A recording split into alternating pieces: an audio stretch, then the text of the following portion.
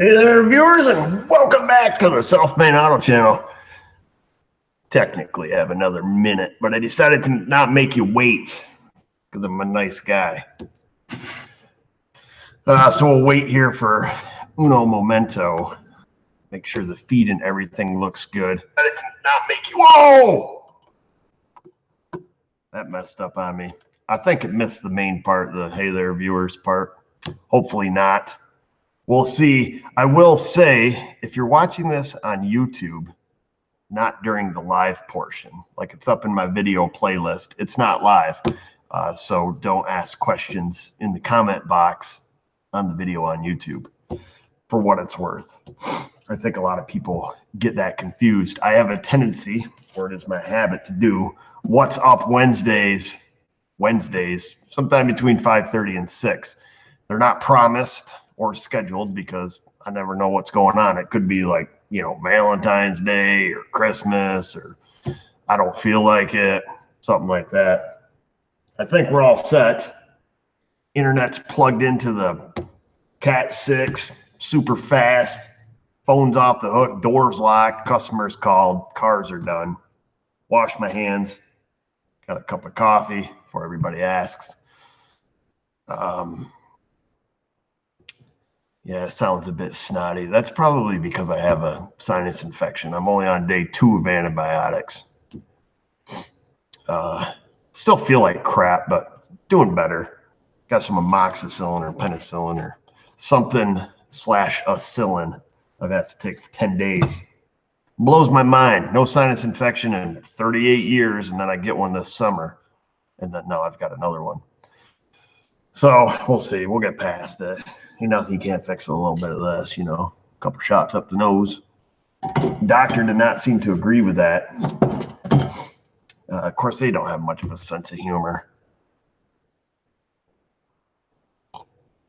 No, this is live right now. I probably confused people. What you're watching is live. This is the real deal. It's me. But later on, when it's on YouTube, it's not. It's the past. So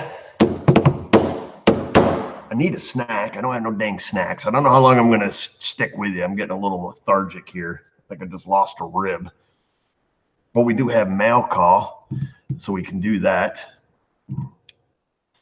And we'll see what's happening. Ginger ale and homemade chicken soup is the cure. Fern, you mentioned that. I tell Mrs. O all the time, because growing up as a child, if you got a cold or anything, chicken pox, whatever, your mom's always like, here's some ginger ale / high fructose corn syrup and soda water and ginger flavoring and some chicken noodle soup and some cough drops. You're going to school, is what it came down to. I swear, if I eat some Campbell's chicken noodle soup, drink some Schweppes ginger ale, and eat a cough drop, I will be sick for the next week. Guaranteed. And I don't know what it is. It triggers my sickness. So I don't eat chicken noodle soup because it's going to make me sick. At least Campbell's chicken noodle soup, the crap in a can. And, yeah, moonshine, yeah. Some Cabo Wabo, she'll fix you right up. So we do have some mail call. I guess we will start with the packages. See what we have here. This one is from Jack. We'll just call him Jack. Hello, Eric and family. My name is Jack, and I watch your videos all the time. It's hard to believe how complicated vehicles are now. Amen to that. Anyway, I had a small business, but was forced to retire due to illness. I'm sending you these pens that I gave to customers. I'm sure you can use them, as you can never have too many pens. Ain't that the truth? I'll lose 4 or 5 a day. Keep up the good work, Jack. And then Jack sent me a whole bunch of pens that say Jack's Pilot Car Service, and they got his phone number on it there. I won't show you because I don't want everybody calling Jack for car service, car pilot service. Maybe it's like a taxi, but he sent me a bunch of pens, and that was pretty nice of him. And I'm always losing them. So we'll stick that one in there. Well, thank you, Jack. And before we get too far, we thank you, the viewers, for taking time out of your day to come watch the SMA. And to our patrons and everyone who donates to our channel and provides input. You know, there's a host of ways that you guys help me out, and I think it's absolutely wonderful. And I want to express my appreciation to you for that. So thank you. And then we've got one here from Thomas, all the way from sunny Florida. Let's see what it says. And he writes, "Hey there, Mrs. O. So this is clearly not for me. The denim bag is filled with deer feed corn, which doesn't pop like the popcorn. The corn bag is for your joints and muscles. When they hurt, it provides a deep, moist heat. Place the corn bag in the microwave for 2 minutes and feel how warm it is. Each microwave is different in power, so you might have to add 1 minute at a time until it's hot, but not burning hot to burn your skin. After figuring out how many microwave minutes you need, this will be the time every time you heat it up. I find placing the bag in the back of my neck for several minutes cures headaches, and my neck adjusts in place or adjust into place by twisting my head from side to side. You will smell a little deer corn for the first several times you heat it up, then it goes away. Spraying it with Febreze helps it go away faster. I hope this adds to your health. My husband really enjoys your husband's videos and wants to say thank you for all his help. Ines, I believe that's how you pronounce the name, Ines and Tom from Florida. I apologize if I'm not pronouncing your name correctly, I-N-E-S. As I type this letter, our corn bags are warming our feet. Smile. And what that is, in case you guys aren't familiar with corn bags, so Mrs. O actually, she has made these.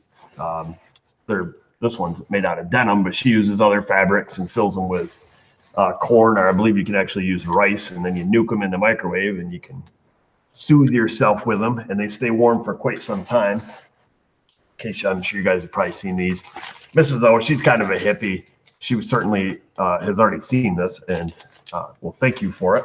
Even though she's not here personally to do so, I'm speaking on her behalf. So thank you for sending that. And I know that, as I mentioned, she's a hippie. You know, of course, we got, you know, essential oils and stuff. So I'm sure she'll probably have a little lavender or something on this, or the other added benefits that it provides, like stinking up my house.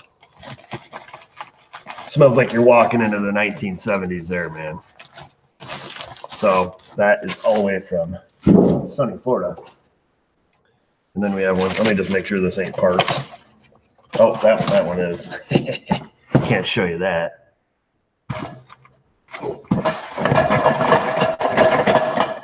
This one's jiggly. Sounds like brake clean. And it has a note. Let's see what he writes. This is from Tom. Dear Eric, I'm a big fan of your videos and have been watching them for a couple years now. As others have mentioned in the comments, you are definitely a natural as an instructor and can easily break down complex topics in easy to chew bites. Yum, yum, yum, yum. I added that part. A lot of the same things I get the fun of teaching to our small engine dealers. EFI has been an interesting change in small engines, and it's almost all the same issues with those EFIs you are teaching us YouTubers about. Anyway, it's always great. It's always fun to see you using the good stuff right here. Assume that's what he's talking about too. So I sent you a 12-banger box of our good stuff, which I think works pretty good on a lot of universal cleaning tasks. You spelled a lot wrong, Tom, just saying. Smells a little different than the brake clean and doesn't leave a residue. Feel free to reach out to me if you want more. My card is attached to the letter. Just shoot an email. P.S. I can get you a hookup on his Ferris zero-turn mower, since Briggs & Stratton owns them, if you're ever interested in those. Check them out at ferrismower.com. They're all made about an hour and a half away from you in Munnsville, New York. Tom, all the way from Wisconsin.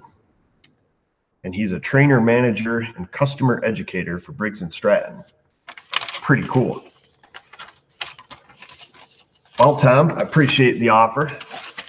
Let's have a look at the good stuff. However, Zero turn where I live would be an overturn. Not that they flip over, but I mow a lot of really steep banks. So there we are, the official Briggs & Stratton good stuff. Awesome. Now my dad uses a zero turn, and he actually had a Ferris for quite some time, and then he upgraded, and he had I think a New Holland all-wheel drive, front deck, and now he's got a big Kubota four-wheel drive. It's like 84-inch cut or something. Now he mows some side hills, but had to, swap the tires on it. All the tires are loaded, and it still always wants to, track downhill. My pond bank's pretty steep, so I always have to use four-wheel drive on my tractor to mow. Well, those zero turns are wicked sweet. You can do wicked sweet donuts too. Let me know. I'm gonna wait a minute. The furnace just fired up. I want to make sure it's not getting everything all whacked out. Ah, crap. I'm losing all my pins. I'll give it a minute here before we get moving on. Somebody, TJ's birthday. Happy birthday, TJ.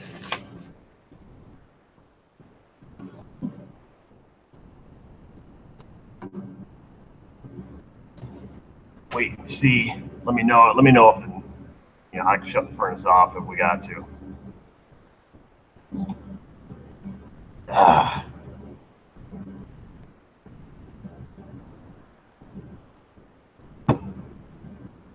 We'll see. Let's give it some time. Sounds good. I got one good. Perfect. Okay.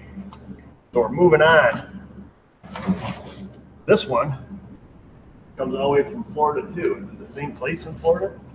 Where's our first one? Wow. I don't think so. Nope. We'll start with an M. That's about as far as I got.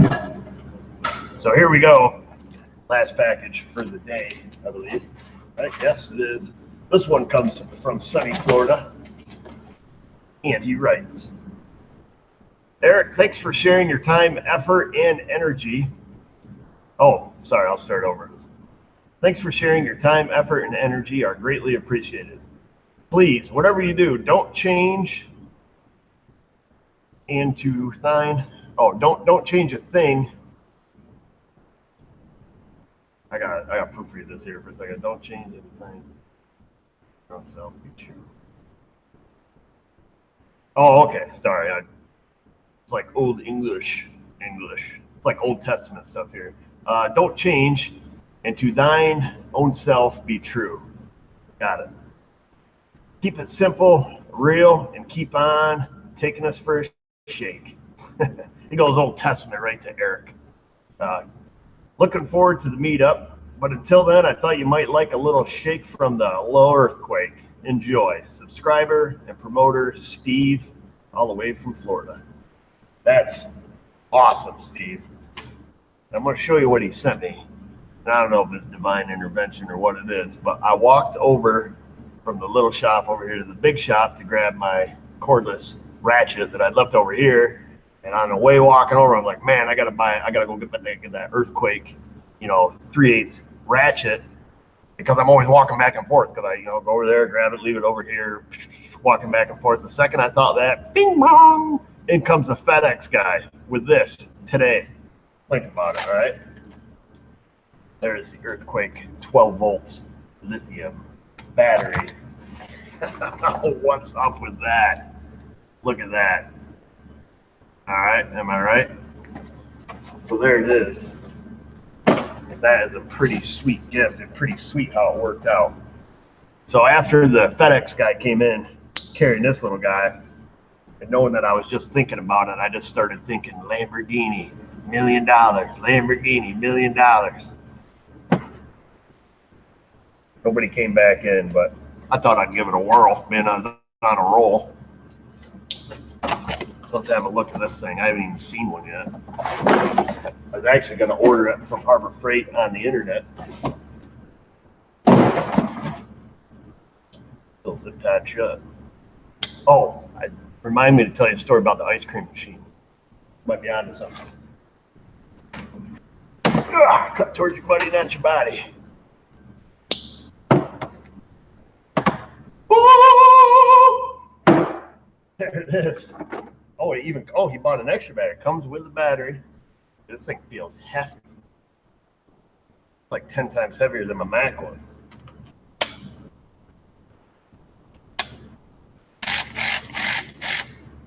Ooh.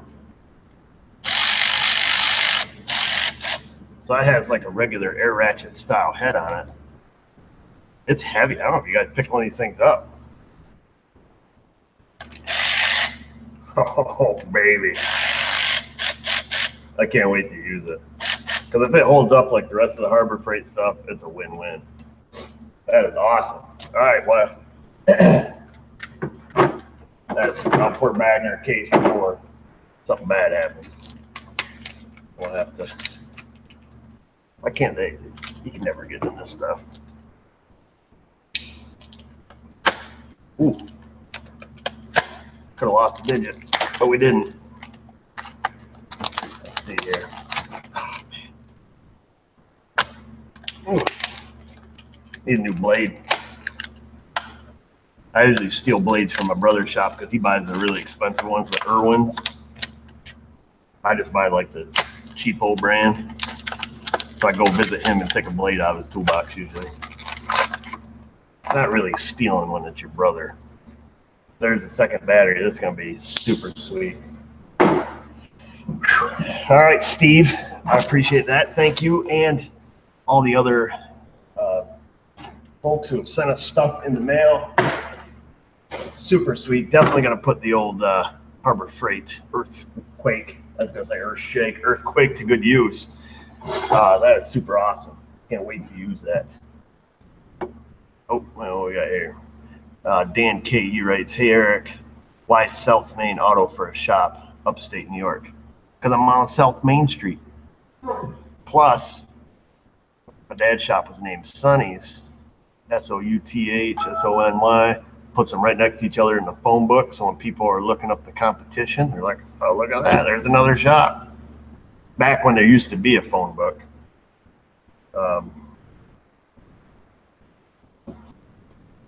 Yeah, I got it. Thanks, buddy. So that was part of my strategy. Marketing, they call it. What else was I going to tell you? Oh, yeah, the ice cream machine. Before I forget, before we get into the chats over here. So this lady come in with this, oh, gosh. Oh, you know what it was? That Chevy Colorado. You remember a couple years ago we did the timing chains on that Colorado with that 2.8? So that lady came in. Her radio quit working. Had two bad speakers. So she came in today to have the new speakers put in. And I'm putting them in and stuff. And the lady's pretty cool. And we were in the office talking, and Vanessa was in there.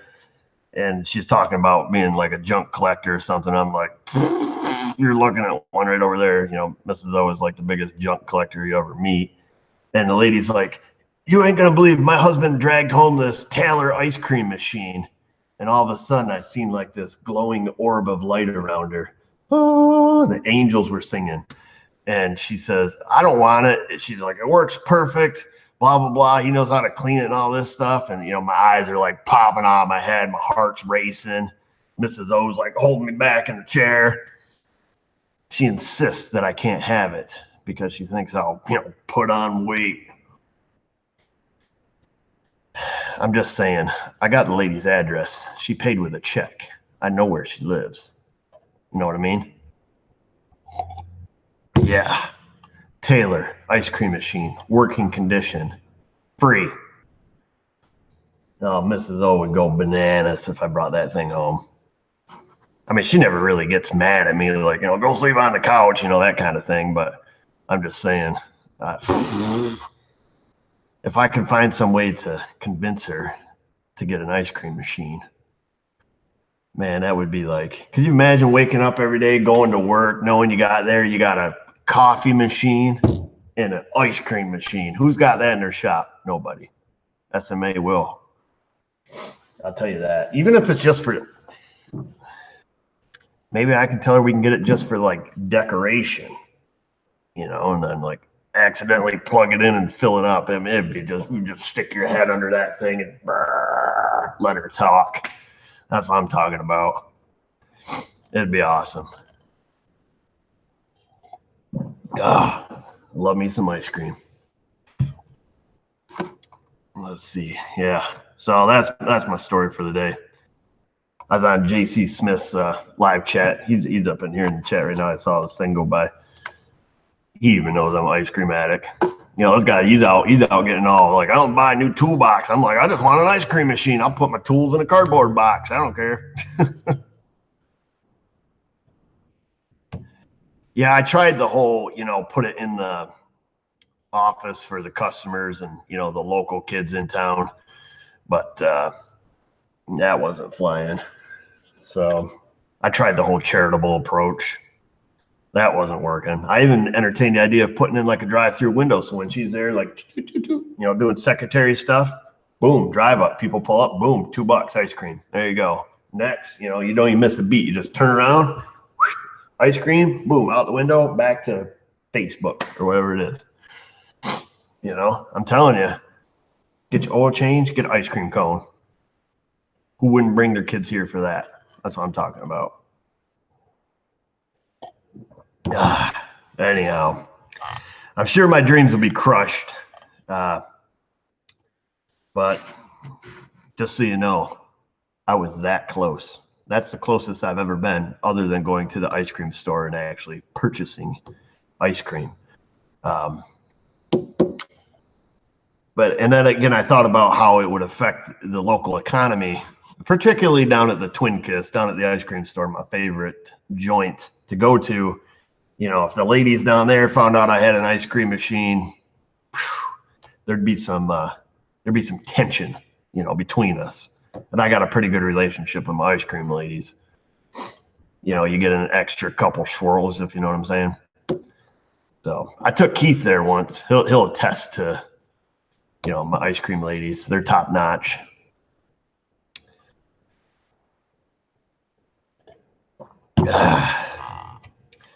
So anyhow, what is up out in the internet world here today? We've done the, oh, I remember, well, we put right here. So we'll talk about that real quick. I labeled this What's Up Wednesday, this week's mail call. So check and check. Let's talk about working for other shops. And also, I believe that, you know, Keith, I don't know, I'm sure he's out working on cars right now, so he's busy as heck. But I did notice on our last video we put out there with the Chevy transfer case, you know, the shop had it, you know, evidently it had a physically broken transfer case from what I'm told. Didn't see it, don't know, don't really care. They put a used one in, had the codes, swapped in coder motors, checked some stuff, whatever. Then it went to the dealer.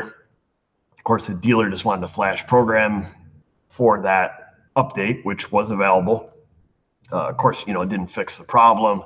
And then it ends up here. Now, I did see in the comments that a lot of people were really like, you know, putting the shop down, putting down the dealer, which, you know, obviously you can put down the dealer because, you know, they should have fixed that. Get real, you know, piece of cake is a 20-minute job.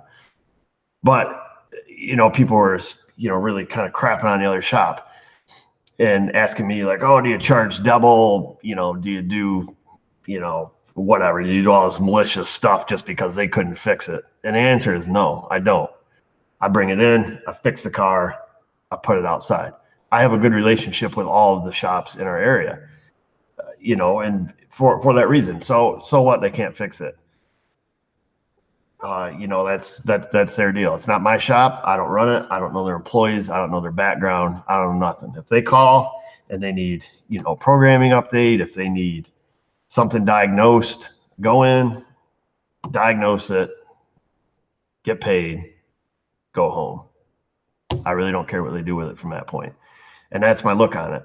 If you get all butthurt about somebody else working on it first, and there are shops that do it, you know, we see it all the time.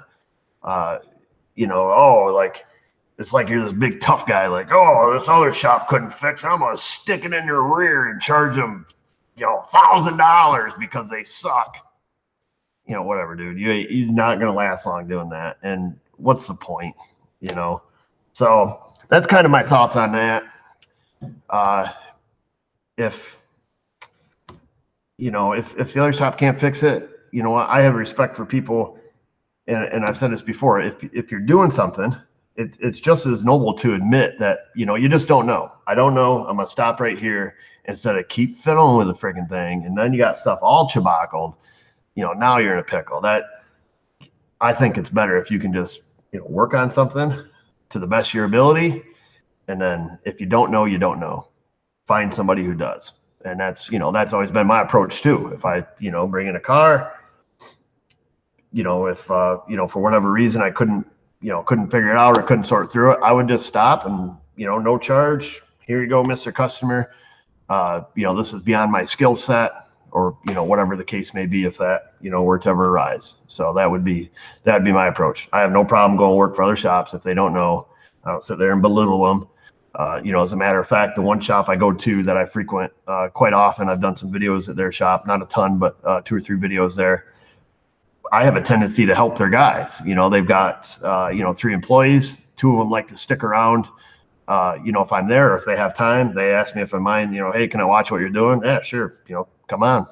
And the best part is I make them do all the work and I get paid, so works out good.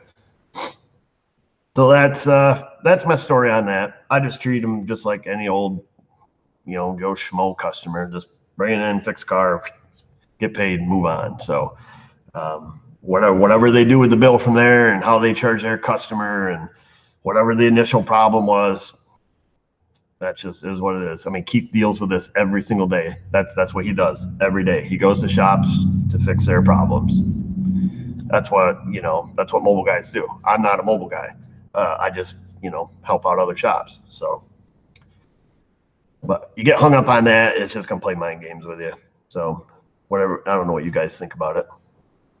I'll leave it at that. I mean, you can still, leave all the nasty comments you want. It might not change your mind, but I guess just be mindful. Give it some thought before you jump all over them.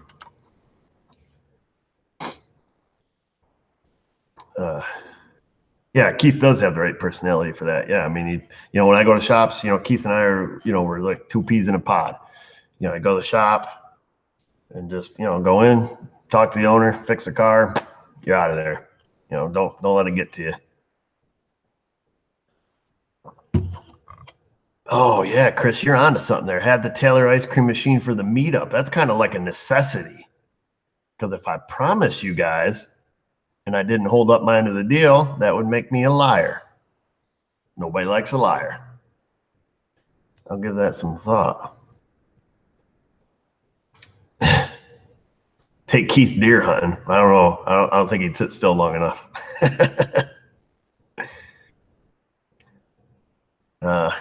Yep. Snakeskin said he never did talk down to other shops. It's not very productive, I think he said. We're zip by here too quick. Yeah, it doesn't help at all. Yeah, and that's the thing. It doesn't help at all. And the fact is, you're probably not going to get any other work from that shop if they find out you're like, telling everybody they're a hack. That's why I never mentioned their name. Nothing. It doesn't really matter.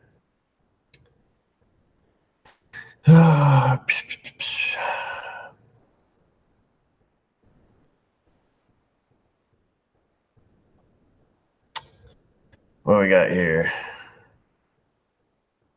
No Care Bear says he was making pancakes, but he's here now. I hope they were buttermilk and not buckwheat, because I'm not a big fan of buckwheat pancakes.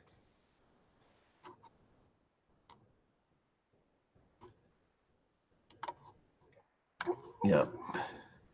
Oh. Keith says, well, Keith, man, you got to super chat me. Just call me. There are a few people asking about meeting us. Where do they want to meet us?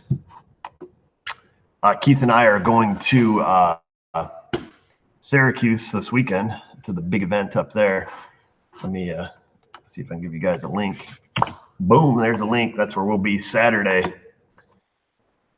JC Smith, he just mentioned the magic word that he's a waffle guy. I'm a waffle guy too, and I got a story about a waffle iron.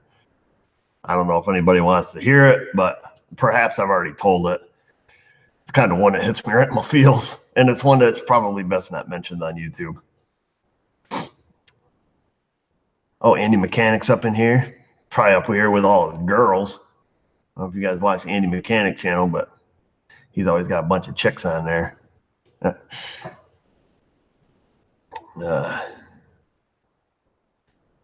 Oh yeah, the big event next month. Yep. So yeah, we'll also be at the big event TST down in Tarrytown, New York.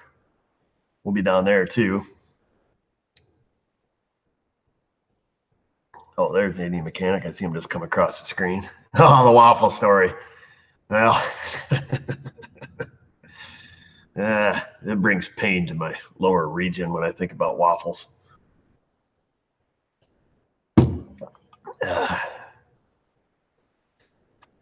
All right. Well, I guess we can keep it civilized. Rated G.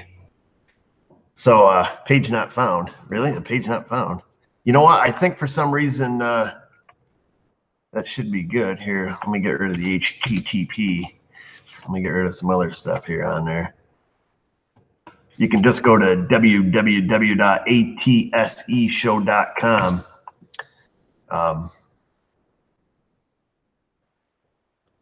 Oh, shut up, Andy. You ain't there with Tool Girl. Now you're just pulling my chain.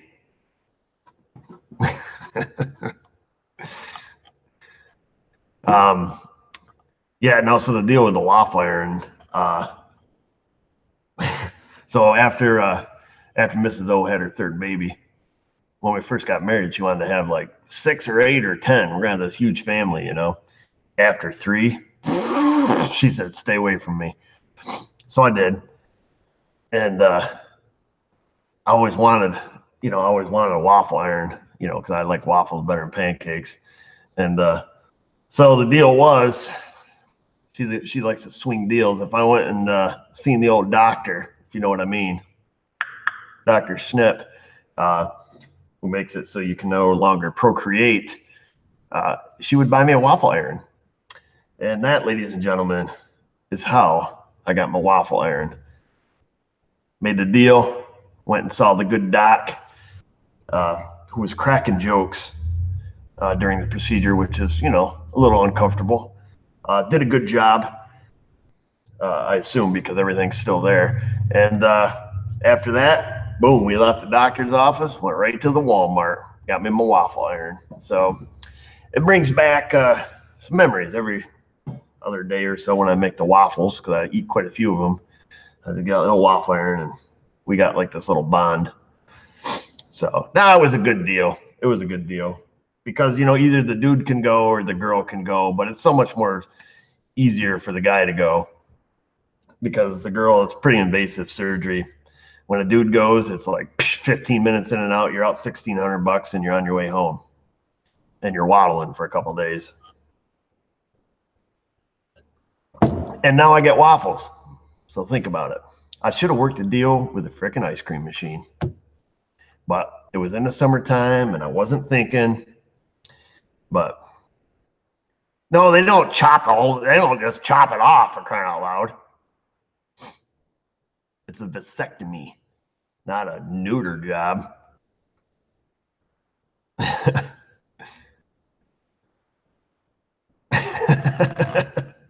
You just gotta walk around with a frozen bag of peas for a while. Oh boy, here come all the puns. Oh, nuts. Yeah, could have had my ice cream machine, because I'm sure, well, either that, when she's like, "Stay away from me," you know, what are you gonna do? Well, you want me to chop it off, you know?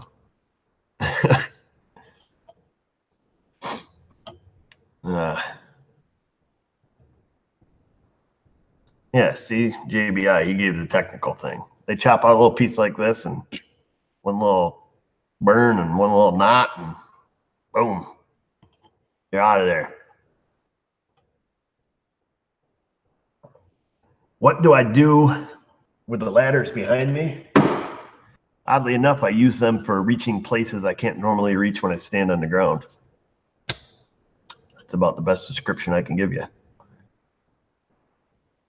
No, I ain't a eunuch. Come on. Give the doctor some credit. If he slipped like that, he'd have a fat lip. Well, probably more a fat lip. Boy, that'd be a big slip.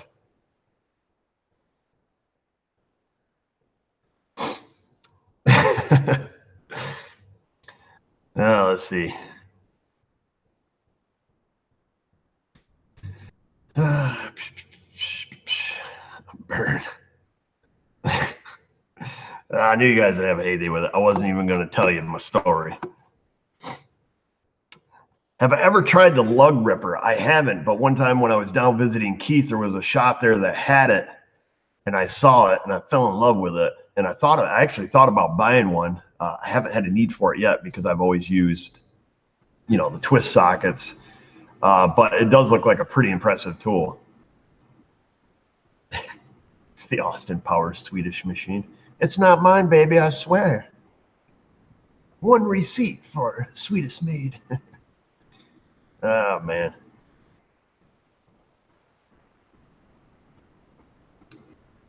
Have I heard anything from Cooper's Automotive? He's not making videos. I haven't, Jim, to be honest with you. I haven't seen him around in a while, or at least on the YouTube.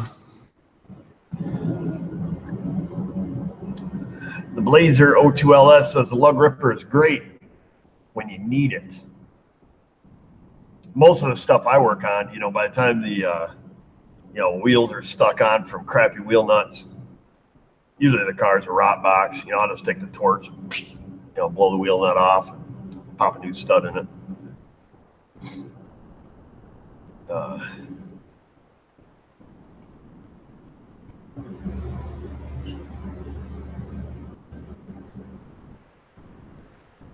What we got here?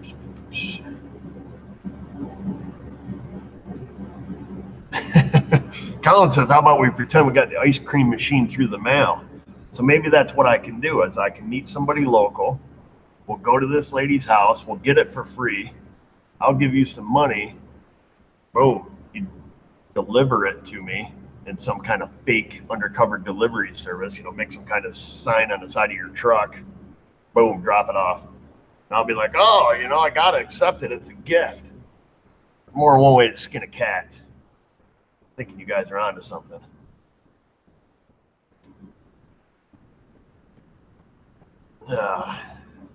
Yeah, just like Robert says, oh, honey, look, somebody brought an ice cream machine. Who would have thought? Yeah, I think you guys are onto something.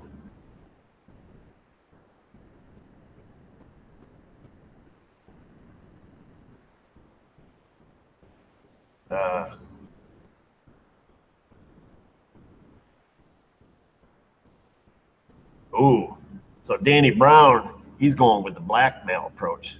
He says to tell her I'll go get it reversed if I don't get the ice cream machine.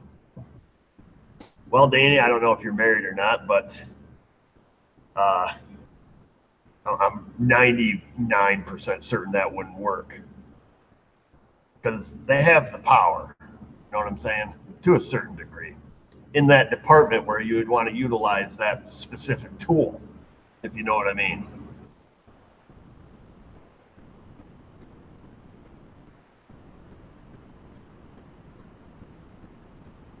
Yeah, I don't really know if UPS would deliver. That's what I'm saying. You're going to have to make like an undercover delivery vehicle, like, YouTube delivery service, something new. Put a Google sticker on it. Everybody will believe it.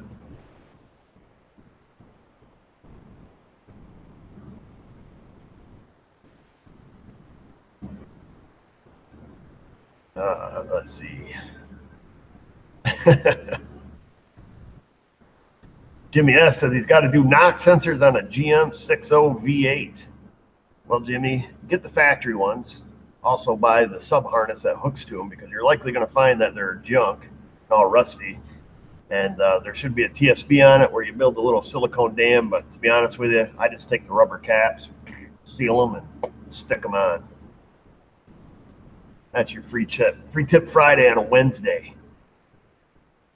AC Delco harness. Sounds like you're in good shape there, Jimmy.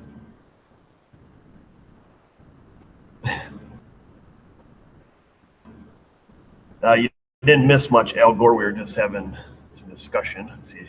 Welcome. Fly it in with a drone. It'd have to be like a helicopter style drone, like real helicopter. That'd be pretty sweet. If any of you guys have a helicopter, you can just fly over. There is an airport a quarter mile away. You can land over there.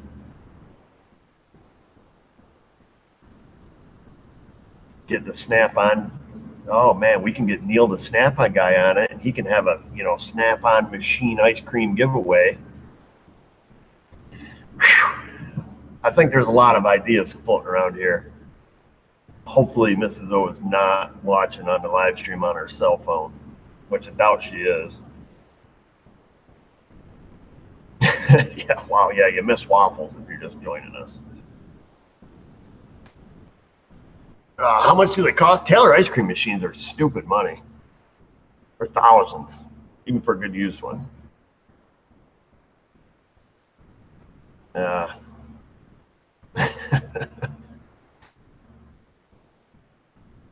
Yeah, I could trade the timing belt job. Nah, I should just do the timing belt job. Because I'm actually, she just saw me do a timing belt job on a Honda 3.5 over there, and I was done in like 45 minutes. So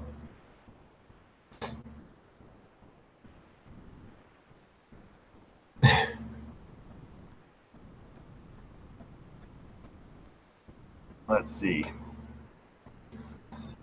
Dan Clack, he writes, do you ever have to fire pain in the neck customers?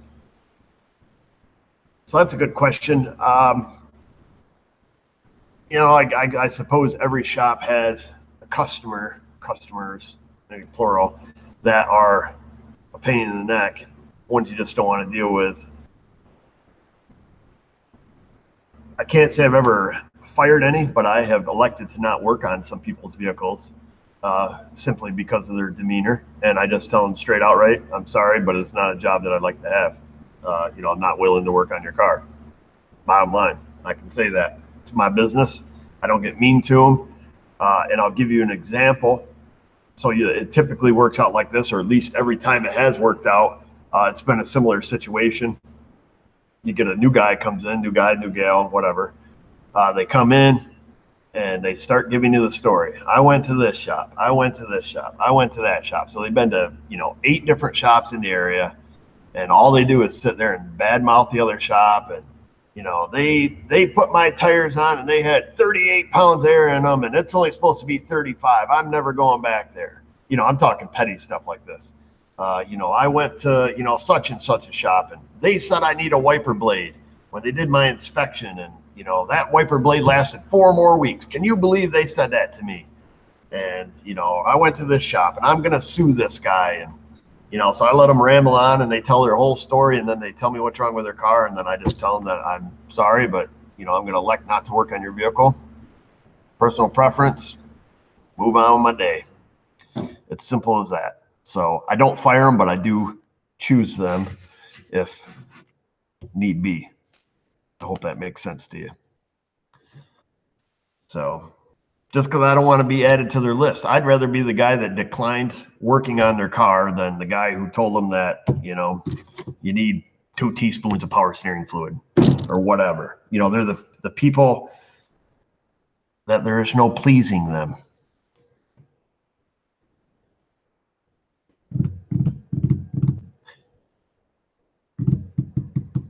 Yep, sometimes you have to do that. That's just the way it works. Yep. But it doesn't happen that often. But like I say, 90% of the time, that's probably only happened, half a dozen times, but it's always been a situation like that where it's been, a potentially new customer, I guess. I usually just stop it, right there. You can see where it's going. I can usually get a pretty good read on people and their demeanor. So.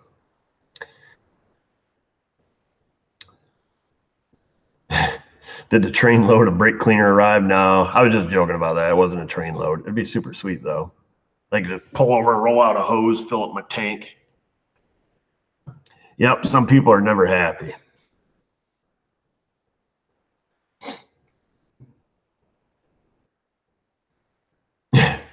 JBI Automotive says he loves it when he gets people in the shop that want to hang out and help him for a better deal. I always let the people in the shop, JBI Automotive, obviously, unless they look like a hazard, you want to come out, ask me, hey, can I watch you work on my car? I don't care. It gets lonely out here. I need somebody to talk to. And the more you talk to me, I get paid by the hour. You want to stop and have tea and conversation? Let's go for it. $1 something a minute here. So we'll take all day, man. But yeah, I don't mind customers come out, but I certainly don't let them help. You want to watch? Yeah, you can go ahead and watch. But like I say, most of my customers I've had for 15, 16 years, and so there's some good old boys, and they want to come out and they'll hang out. You're changing tires, whatever. It doesn't bother me. I know some guys that get like all butthurt about that. They're like, "Oh, freaking customer in the shop." Like, whatever. If I got to get out the big hammer, I'm going to do it whether they're watching or not.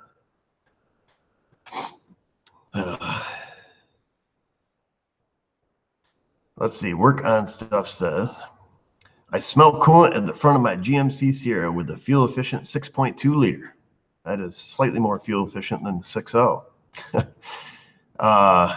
I'm losing coolant super slowly. I can't see any leaks. Where is it going? Oh, that's kind of a tough question to answer over the internet. The most common spot on those for leaking is usually the water pump gaskets.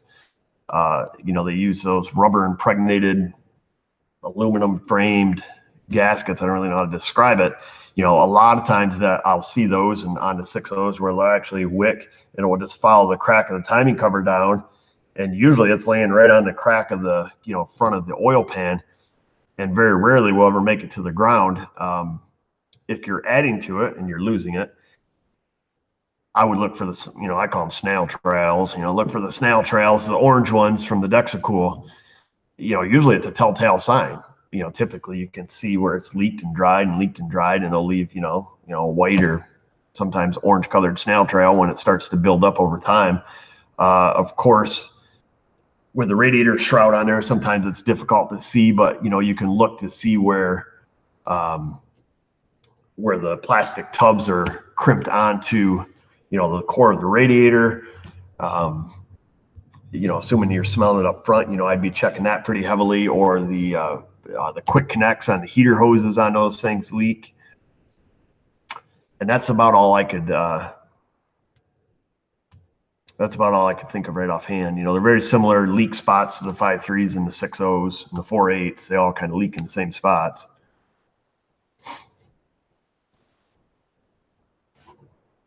Let's see what else we got here.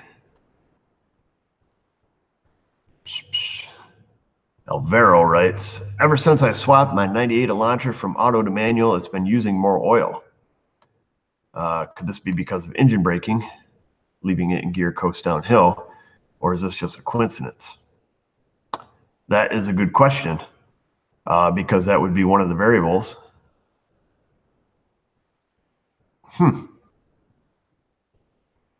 And I don't have an answer for you. I feel guilty because you've given a super chat, which I appreciate.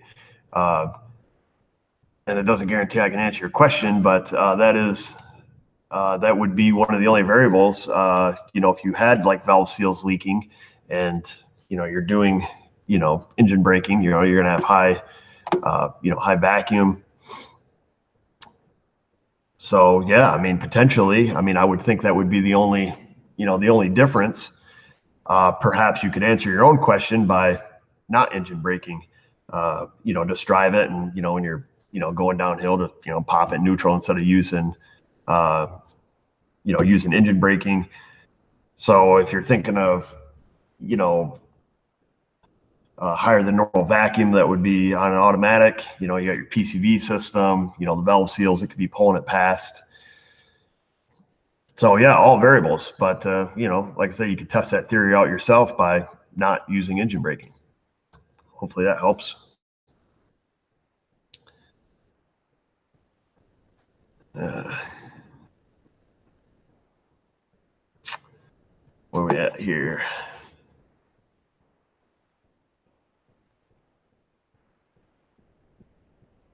Oh, the pond on my property, is it natural or man-made? No, it was a man-made pond. Oh, Mike the Disgruntled Mechanics up in here with the blue wrench. Is it wise to use an oil catcher between your PCV, and your intake? If you want to keep up with the latest trends, I would say it is, because the catch cans are the biggest fads. going on right now. I don't believe it's going to hurt anything, particularly on GDI engines. And I see that it is extremely trendy right now, and everybody's doing it. And there's all sorts of really sweet chrome cans you can get to catch your PCV gas. Like I say, on GDI, perhaps it's going to help slow down that carbon process collecting on the intake valves. JB writes, his fog lights only work when he turns on his right turn signal help. I really don't have any information for you, JB. Year, make, model, anything. I wish I could help you on that, but I can't.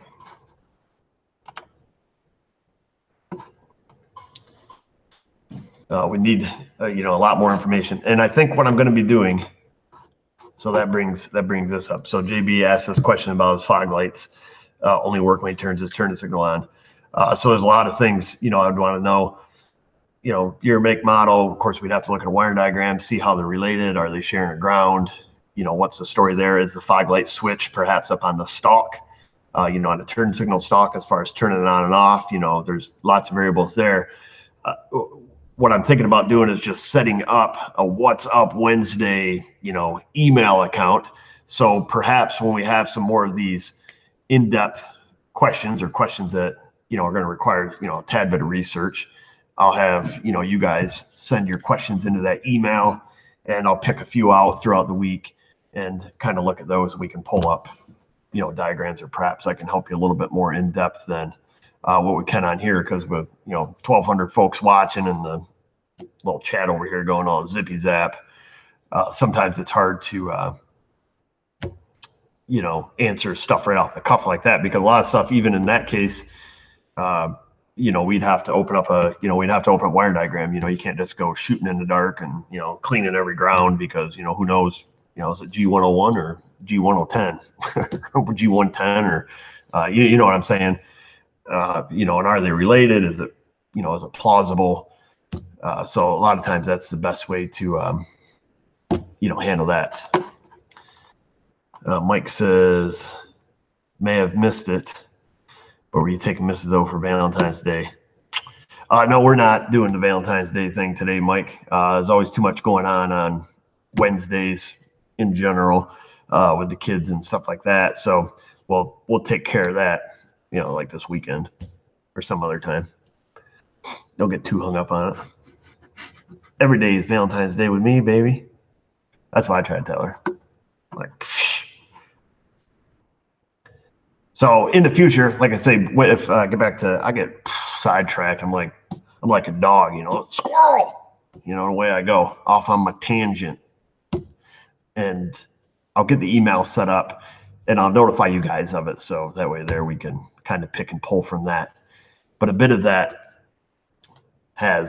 makes me have a little guilt, because I know there's going to be a lot of questions in it, but I'm only one person, folks. And I really try to do my best, try to do the deal here with the What's Up Wednesday, come in, chit chat back and forth, answer some questions to the best of my abilities, try to provide you guys with good videos.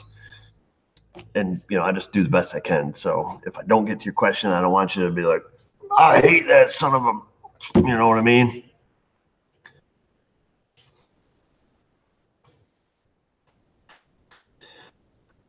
That's right, Mike. Valentine's Day is every day, especially with a couple of studs like me and you. You know what I mean? Hope Helga's watching.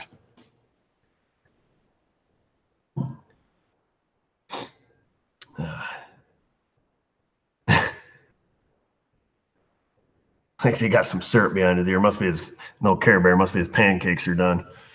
Hopefully you're using authentic maple syrup. None of that Aunt Jemima crap in a can, High fructose corn syrup, maple flavored. I can't even eat that stuff anymore. We always buy our ration of maple syrup. When it's available. We have a friend.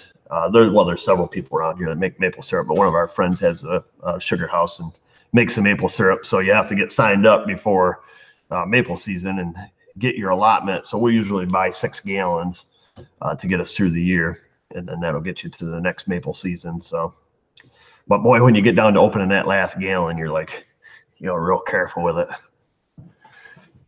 Don't want to waste any. Buy the cheap crap, give it to the kids.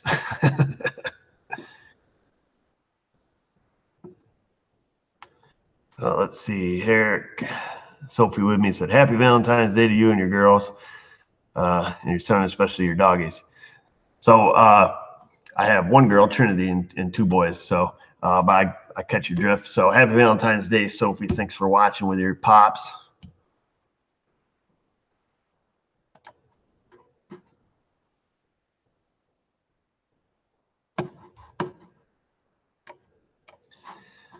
Yeah, if you guys get a chance sometime, maybe ask Mrs. O about maple syrup and where maple syrup comes from.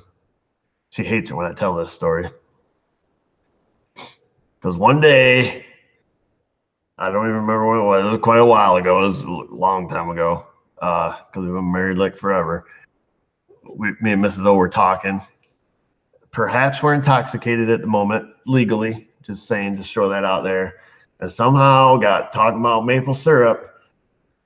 And she had a tendency to say stuff before she thought. She just couldn't believe that they take that sap out of that pine tree and can make maple syrup with it. And I'm just like, what? What just came out of your mouth? Oh, the sap. It's so sticky and nasty. I'm like, out of what? She said, pine tree. I'm like, maple syrup don't come from pine trees, darling. It comes from maple trees. Anyhow, that's a story. She hates when I bring that up. Because like every time I get out maple syrup, I'm like, hey, where does this come from? So if you ever see her, maybe ask her about the maple syrup, where it comes from.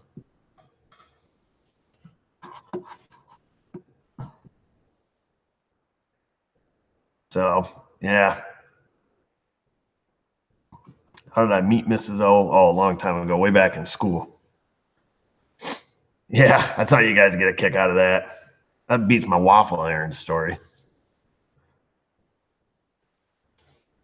That's why she married me, because I'm so smart.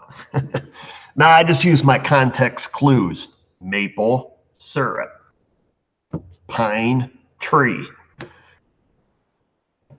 Otherwise, they call pine tree syrup, pine syrup. Yeah, seriously, we get 6 gallons. 6 gallons always gets us through all the way to the next year.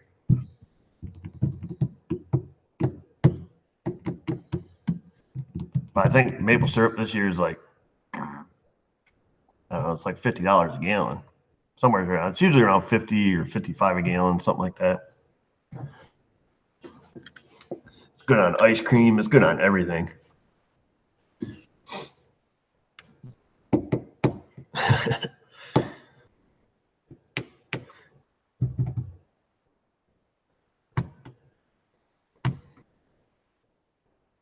Oh yeah, drinking pine syrup. Holy crap! No, I'm saying it. Drinking maple syrup right out of the jug. That's the best. You can almost feel your heart explode. Feel it racing through your veins, man. Oh, Aunt Jemima? No, man, Mike. Once you got to get some real maple syrup, man. You'll never eat that stuff again.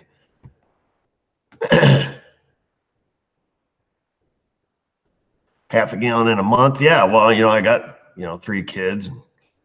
Sheba, she likes to eat maple syrup. I always share my waffles with her.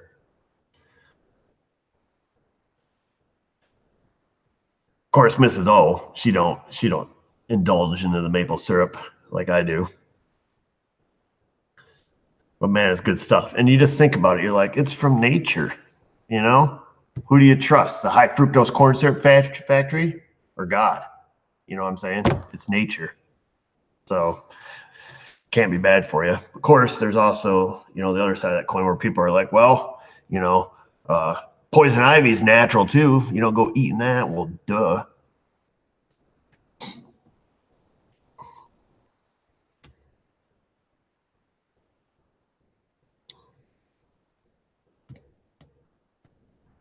What else we got going on here? Oh, Fire Rate Masters up in this joint.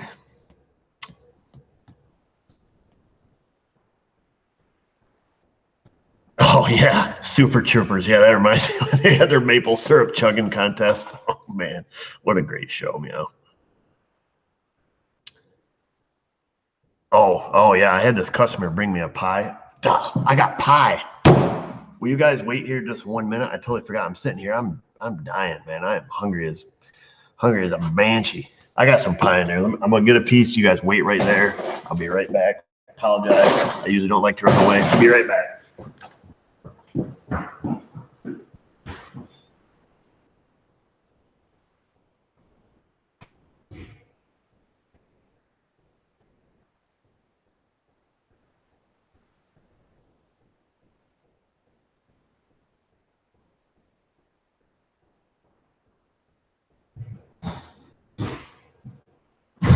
Oh, baby. Oh, it's coming. Oh. How the heck did I forget about the pie in the refrigerator? Of course, I've already had me a little. This is from one of my customers. It says chocolate cherry almond pie with a heart by Pat. Keep refrigerated. So Pat is a local lady who is Italian and came from a long line of bakers. And this lady was always baking me some goodness. And she just, I could have got a plate, but I just brought the whole dang thing. I'm only going to eat one piece, and yes, I'm going to eat in front of you. So if you think it's rude, don't watch. Oh, Andy Mechanic's on here pimping himself out on my channel. Yeah, so this stuff here, I tell you what, it is amazing. Cherry stuff, the little stems on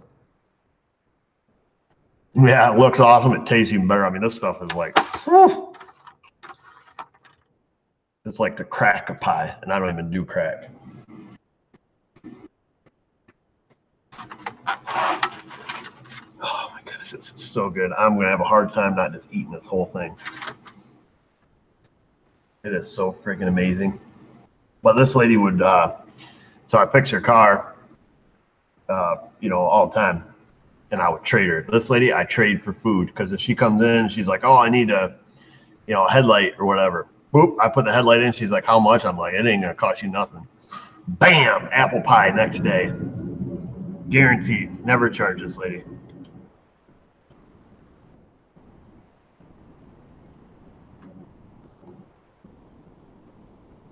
Did I miss something there, John?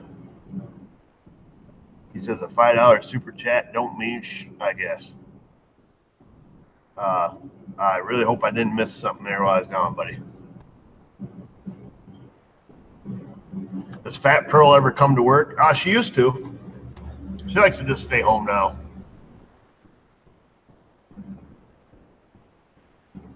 Well, I'm sorry if I missed something, John.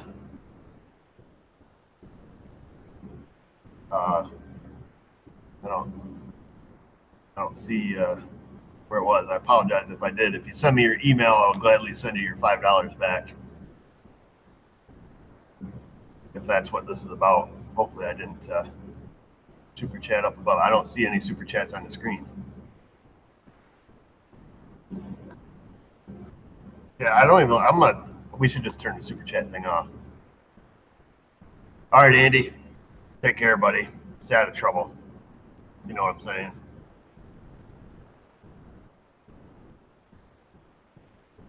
Oh, okay. I didn't miss anything, I guess. Okay. No way.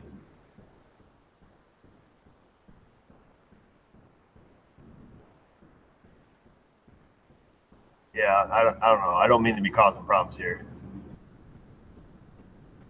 Brandon Young, if you were trapped on an island with nothing but a 200,000 truck and a load of dormant parts,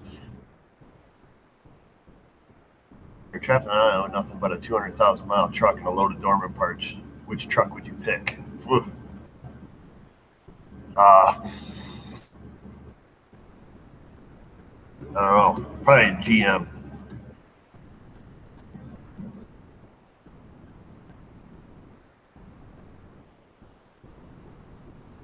Close up of the pie. I just gave you a close up of that pie, bro. Look at that. Oh man, that's all homemade too. That's the best part about having this lady.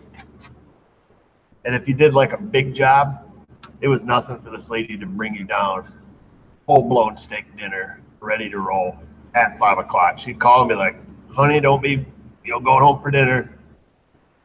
I'm gonna bring you down some dinner. Bam. I mean, I'm not talking like, hey, I stopped at McDonald's, which I appreciate. I'm talking like legit stuff. I need a napkin. Got an oily rag here. That's not too bad though. Just gotta find a clean spot, flip it around.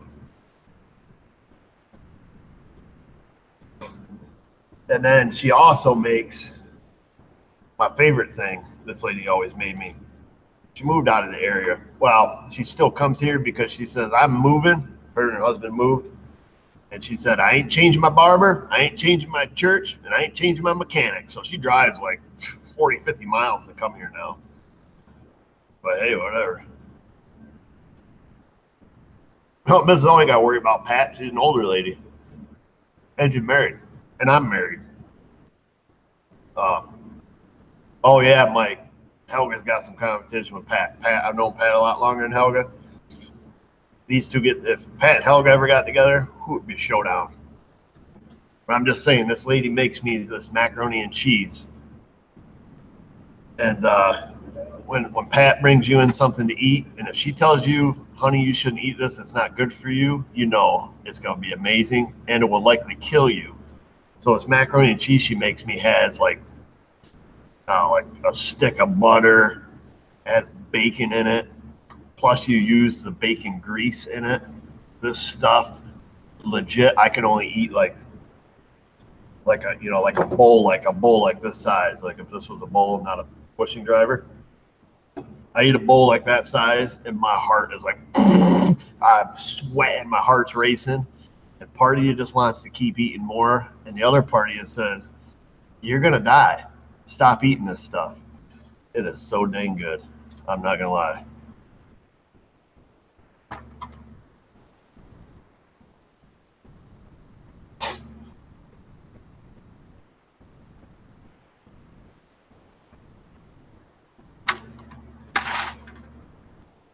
Oh, you want to meet Pat next week? Well, she is bringing in the old Lincoln. Always drives Lincolns too, and always has to have Michelin tires. That's her thing. She comes in, you don't call, you don't tell her what's wrong with it. You fix the car, she picks it up, and if it needs tires, it better be Michelin's. One of the great customer to have.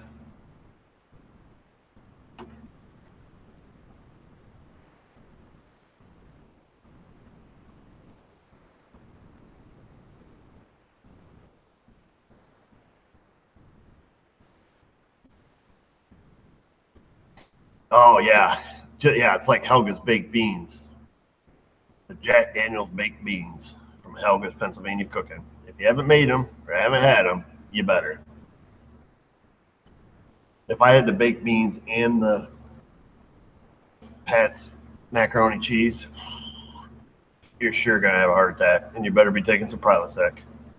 You're gonna need it. Oh, progress shot. Well, I haven't really ate much. There's a progress shot. I don't want to pig out in front of you guys.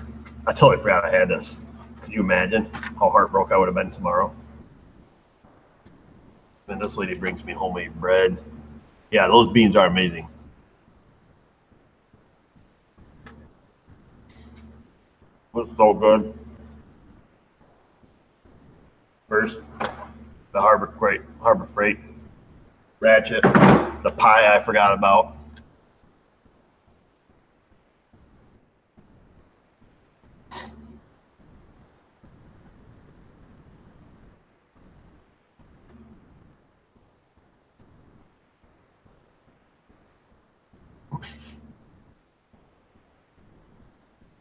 Your wife doesn't cook, Richard? Oh man. What, you get married before you even knew her? I kind of feel bad for you. Not gonna lie.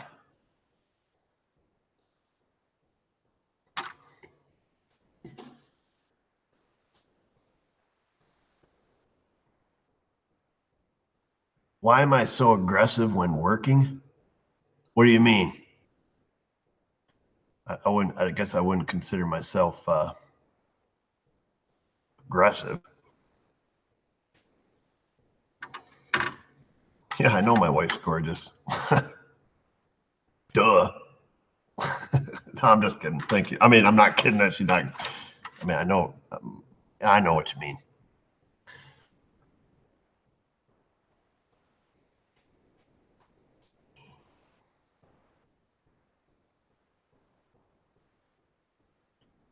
What did I do for Valentine's Day?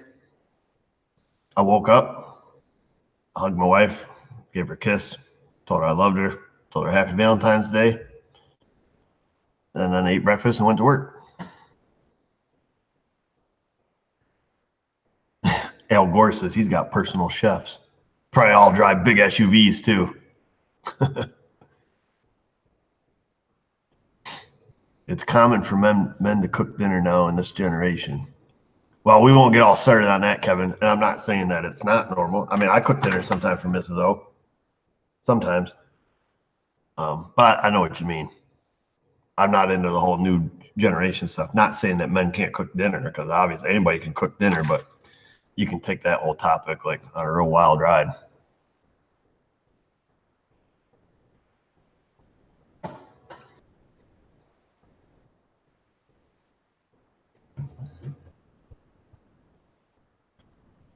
What's the most expensive invoice I ever wrote?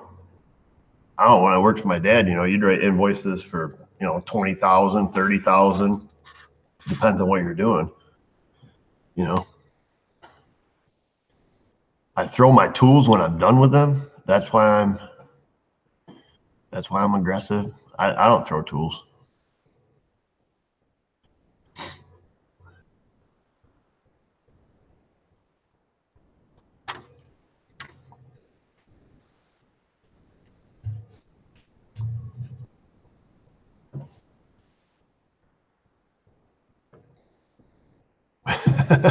That guy says he cooks dinner every night for his wife. He says dogs get confused when he sees his wife standing near the stove. My dogs come sit by me when I'm eating because they know I'm going to feed them and she won't. So don't feed the dogs at the table. I won't. Here you go.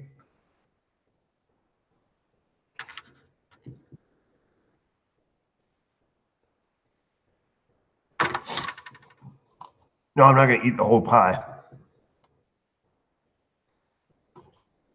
My brother's a chef, so my brother that has the big shop, my dad's old shop, who bought that, my brother Doug, he's a chef. He actually went to Johnson and Wales in Rhode Island, and that's how he started out his career as a chef, and was a sous chef at quite a few restaurants up in Niagara Falls, Buffalo area. Worked in a private mansion, stuff like that. So he can fix a truck and cook a steak.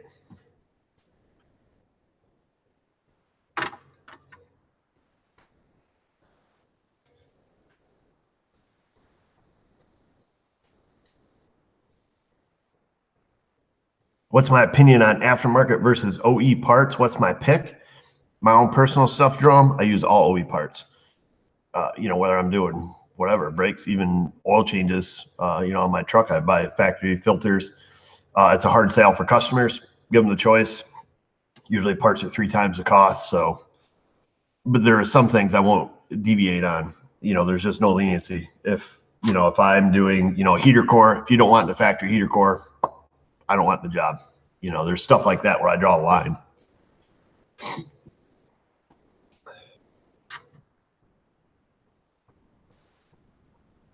Oh man. All right. 2 more bites and that's it. Now I'm done.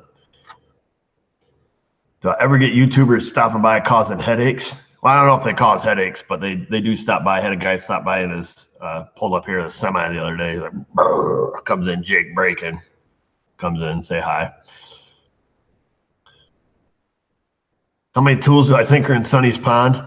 Well, I may have contributed to a tool or 2 here or there, but that was back in my pissed off days, I call them.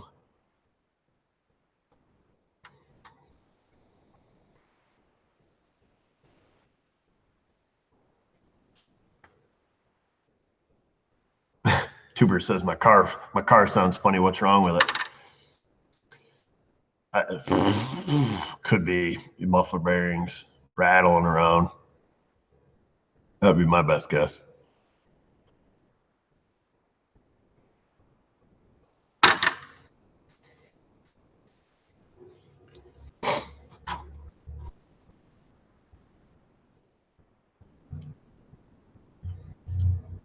What else we got? There's still people. There's still 1,200 people watching me say, feeding my face. What time is it? 7:14. I was going to cut it short because I was starving, but now I'm all nuked up on sugar. Oops. Going by here.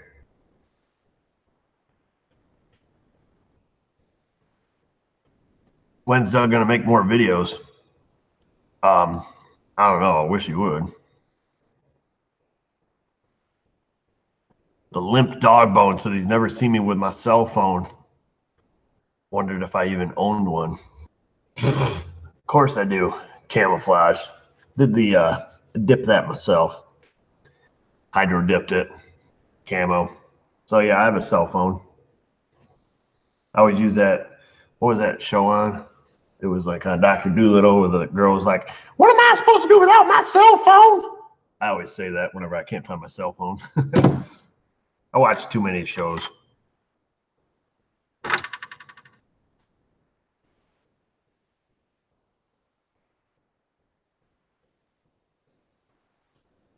Surprised it's not a flip phone. What do I look like, a grandpa? Come on.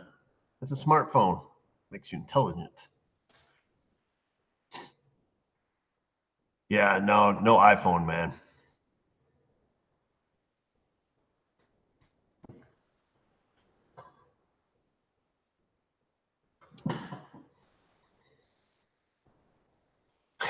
Did I binge watch any cartoons after last What's Up Wednesday? So for you folks that weren't here, we had a little blast from the past. We were talking about old TV shows and cartoons, that we used to watch as children growing up. And I got thinking, I'm on my way home, I'm kind of running through my head, stuff like that. I did pick a new show, Steve. I'll get to that in a minute. And I'm like, not a single person mentioned the Mickey Mouse Club. We're talking about Winnie Cooper. We're talking about Topanga. Boom, not one mention of Annette Funicello. Am I right? A little bit older, but it's back in my day. So, yes, and my new show that I've started watching. So I finished Cheers and Frasier, watch all of them. Great show. Mixed it up a little. Started with some Blue Bloods. Wasn't really feeling the Tom Selleck thing.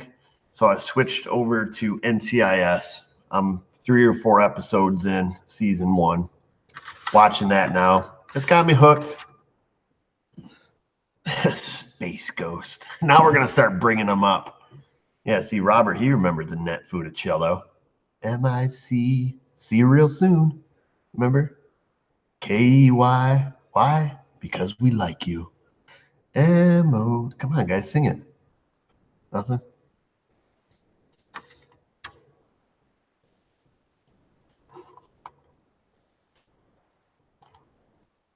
Do I need a set of Snap-on crow's feet?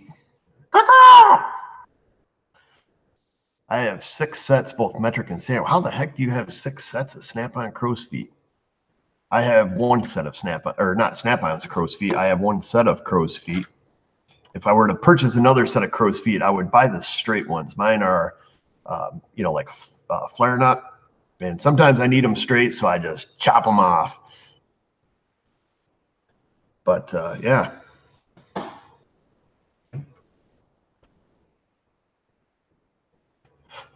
MacGyver. Oh man, MacGyver was awesome. All right, see you later, Mike. Enjoy your dinner and your cigar. Oh, there's also NCIS Los Angeles and New Orleans. I don't know which part of the country my NCIS is taking place in. I have to think about it. I don't know. I watched it, like I said, I'm only on a couple episodes in.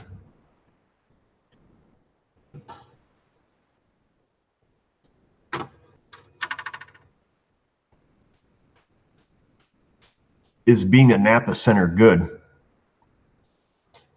Oh, Washington, D.C., that's where they're at. Yeah, it really doesn't benefit me a whole lot because I don't spend enough with Napa to utilize their kickback. There are some benefits to my customers that, had I chose to install a Napa part and it failed and they're outside of my area, they have extended coverage on that part at another Napa Auto Care center. However, I don't use a lot of Napa parts. So I guess I would say the benefits are hit and miss in that regards. It benefits me in the sense that they had some really sweet deal to sign up for a year, and it gives me a big discount on some of our repair programs. So for the year, yes, it benefits me. You're going to piss off people cutting off crow's feet. That's not like the real crow. You know what I mean. Good joke, though. DI Auto finally made it, and he gave us a what's up. What's up? You guys remember that? From like 1990.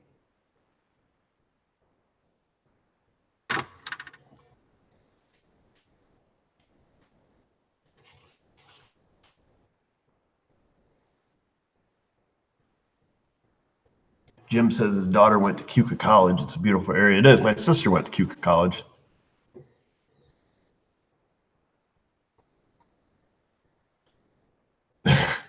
And now everybody's going to give the what's up. I don't remember what that was from. Whoa.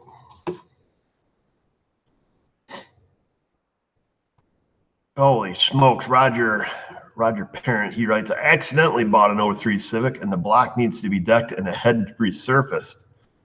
Would you replace rings too? Anything you recommend? At that point, I would probably, if you have to tear it down to have the head decked and have the block resurfaced, or to have the head resurfaced and the block, did this thing get, smoldering hot?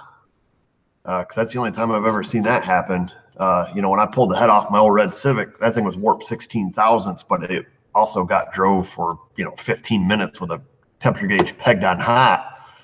And I never even did anything with that engine because I stuck a cylinder bore gauge in it, and they were egg shaped, like 8 or 10 thousandths on most of the cylinders. If that was my car, I would never put that kind of money into it. I would just buy a replacement engine. Somebody tell me the name of that place you can get those recon engines out of Japan, or them used engines. Wait 10 seconds here. It'll pop up in the chat. There's a really common place, or a place you can buy low mileage Japanese engines. And I can't think of the website right now. They sell the 1.7 and, a bunch of other engines. Somebody will put it here. It's like W.U.W Motors or something like that. It'll pop up. Somebody here, there's 1,200 people here. Somebody knows about it. JMK, is that what it is? JDM? No, not LKQ. That's junkyard. No, it's a place that has it's all they deal with. It's Honda engines, Japanese engines, Hondas, Subarus. Is it JDM? JDM engines? JMK. JDM. That's what Keith says. I'm going with what he says. So you'll get, a regular 1.7, but you're going to have to transfer all your stuff. LMNOP. And they usually have stuff pretty reasonable. So you're going to get like a 40,000 mile engine for like, $500 or $600 delivered, and, things low mileage. So that's what I would do. Cause you're going to have a pile of money into it by the time you pull the head, and, if the cylinders are out around, and the head needs to be resurfaced and the block. Yeah. If you're going to go, that route, then yeah, absolutely. Just rebuild the whole thing. JDM Engine Depot. Yeah, perhaps.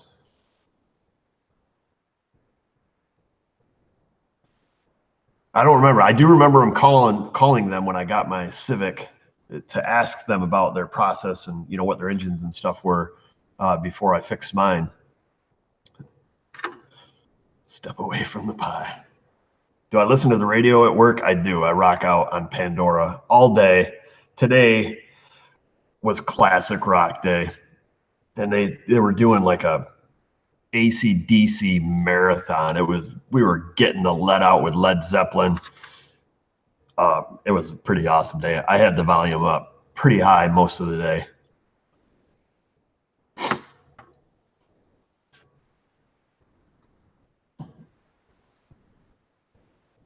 Some days it's classic rock. Some days it's 90s country. Some days we have Johnny Cash marathon. Yeah, but I was rocking hardcore with AC/DC. I mean, I'm screaming. I'm using my best AC/DC voice I could muster up. Air guitar and, I mean, air drumming. I was on the highway to hell a couple times today. I was getting struck by thunder. I mean, it was pretty awesome here today.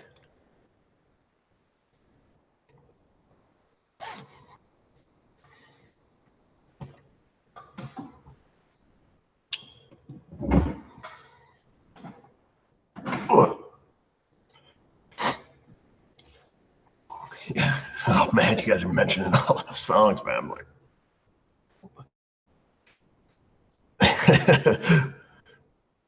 oh, okay. This is it right here.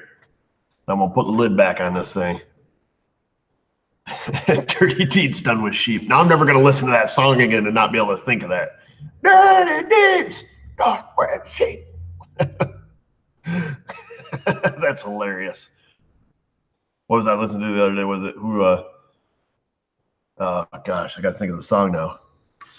Because all I can think is, there's a bathroom on the right. And that's all I can think now. We're done. Putting the lid on it.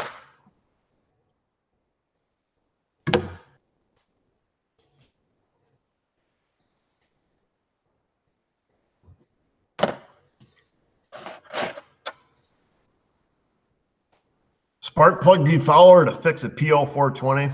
You're going to want to go check out Ivan's channel. He did that fix on his channel. Or hack, I guess we'll call it. Life hack. I didn't make a dent in it now. It's only half gone. But you got to take your time with this stuff. You can't just go caveman on the thing. Bad Moon Arises by CCR. There you go. You got it. C.O. Jones. There's a bathroom on the right. So when you're driving down the highway, every time you see the rest stop, there's a bathroom on the right. You can sing that.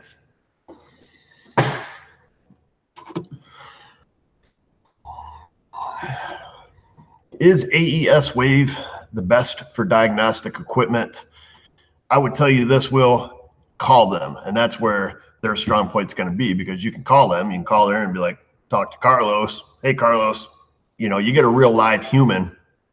They do have, I believe, some sort of tech support with the products they sell. Before you purchase from them, and you want to know that, call them. Eric the singer. No, I don't sing, Richard. There's 1,200 people watching. I'll sing in front of you because I'm thinking you guys ain't real. It's just a camera. But in real life, I sing solo. Solo, no one can hear me. Yep, aeswave.com. Keith put the link there. Check them out. There's also links in my description on my latest videos. I do have an affiliation with them. So if you guys click that, we do get a little kickback from that if you're in the market and you choose to buy something. Yep, and then Keith gave the link there for AE Tools for factory equipment, who has absolutely fantastic support, 100%. Mike said he's taking the same class on Saturday. Oh, okay. So Saturday up in Syracuse. Good. We'll see you there. You want to hear my AC/DC voice? Well, it's not really good without AC/DC blasting in the background, because it's very similar to like my Bon Jovi and my Poison voice. You know, they all kind of blend. Do I do solos for my wife? I tell Vanessa all the time, I would love to learn how to play guitar, because I'm always making songs up, and I'll sing them, you know, in the tune of, you know, somebody else's music, and I make up some pretty sweet songs. And if I could play guitar, I'd make some sweet songs and I'd play them for you guys. But my fingers are all messed up, so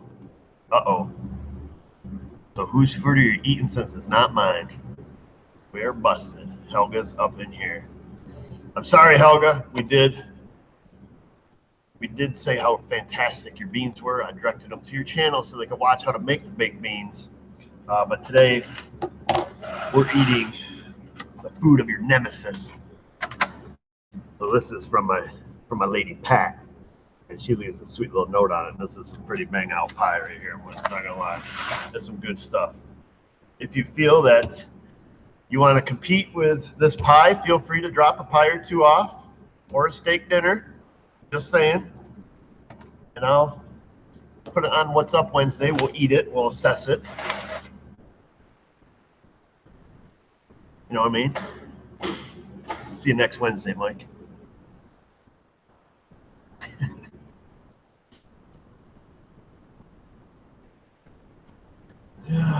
Oh, yeah, I've already seen the two cellos thunderstruck. Yeah, if you want to get the AC/DC voice, you got to smoke 5 packs and chug a fifth of Scream. Oh, chug a fifth, then Scream.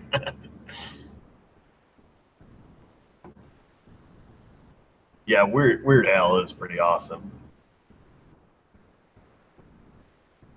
Living in an Amish paradise. I'm trying to think of a lot of his songs. You got a lot of great songs. With Jedediah feeds the chickens and Jacob plows.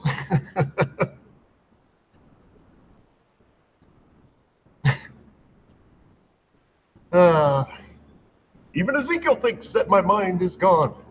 Yeah, Weird Al. You can't beat the Weird Al.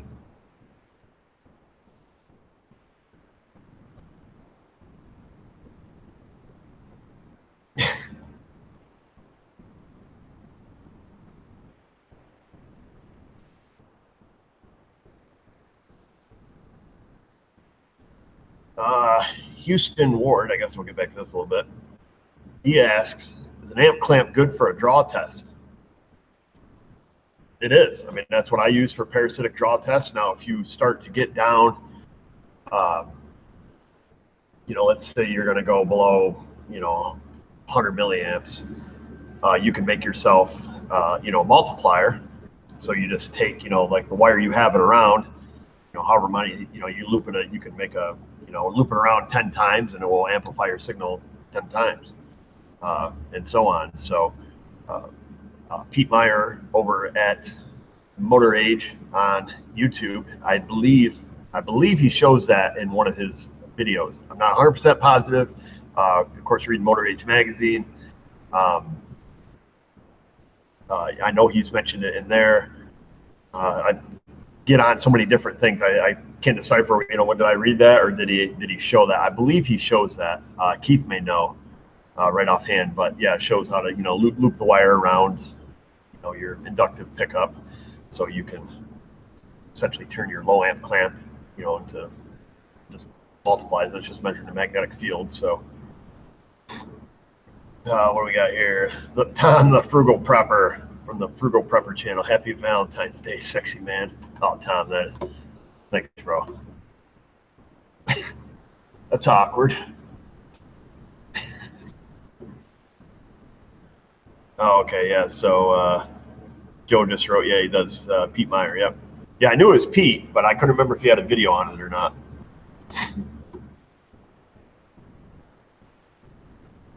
All right, Victor, tell your wife, hey.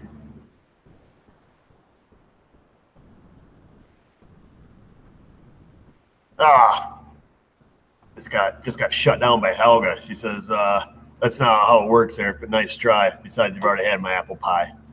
Yeah, but maybe you can make a chocolate cherry almond pie that meets Pat's chocolate cherry almond pie. You know what I'm saying?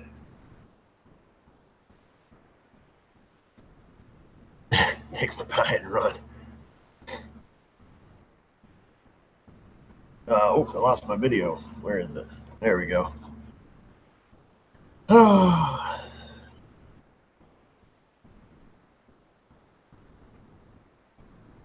Oh, the Budweiser commercial. That's right. Yeah, so the GM guy who must be way behind in our video. Yeah, that's where What's Up came from. What's up? Yeah, it was the Budweiser commercials. Yeah. Oh, you want a pie recipe? Pat, she does share her recipes, but they're made with love, and you can't add that on your own.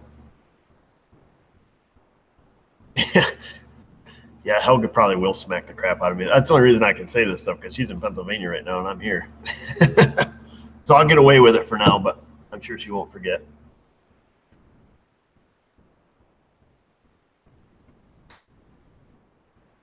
Yeah, that's right, John. My favorite beer is Yingling. Do I have any stories about torque converters? I don't believe so.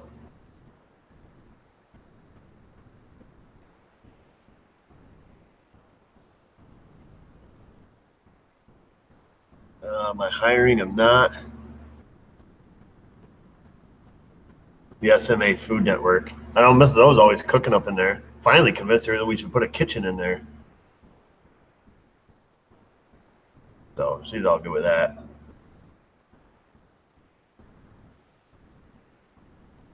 Stories about torque converters. Did I miss something? Is that? Hopefully it's not some kind of joke I missed.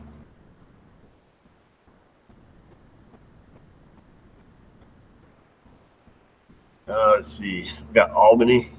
It's always Rusty, and he lives in Albany. How ironic.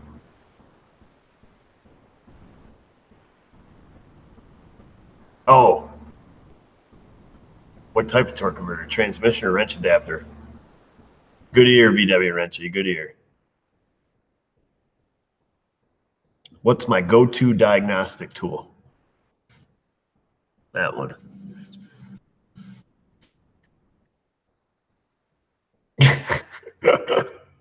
That's funny, Glenn. Yeah, Rusty. That's his name. What's my labor rate? 70.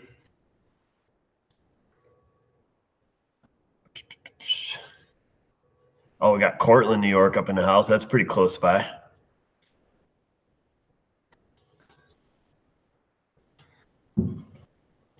Have I ever had a customer I couldn't satisfy?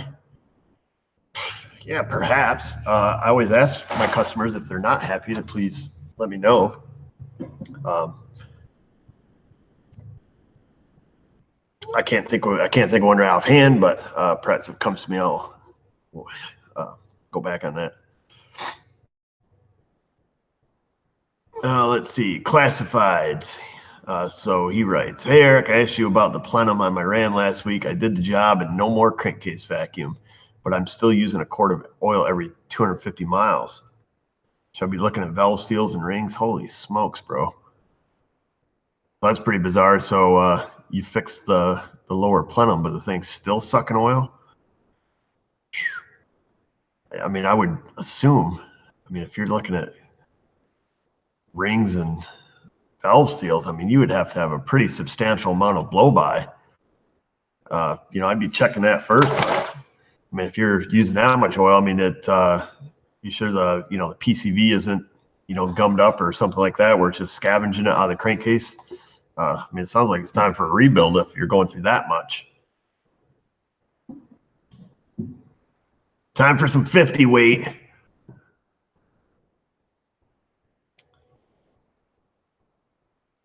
Oh yeah, the guy that with the bad air, he ended up coming back. I still work on his stuff. Some people just blow smoke. You know what I mean? So you just let them fly out. They're going to be back. They ain't going anywhere.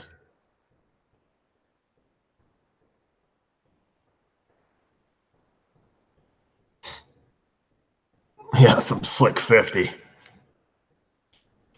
How did I come up with $70 an hour? Is the same as other shops around you? It is, Steve. There's a bazillion shops around us. There's a shop on every corner. So people don't. I would say the majority of customers don't look at your skill set. They look at the price. I need X done. What's the price? What's it going to cost me? They don't care if it's held on with zip ties or duct tape. They just want to know what's it going to cost. So.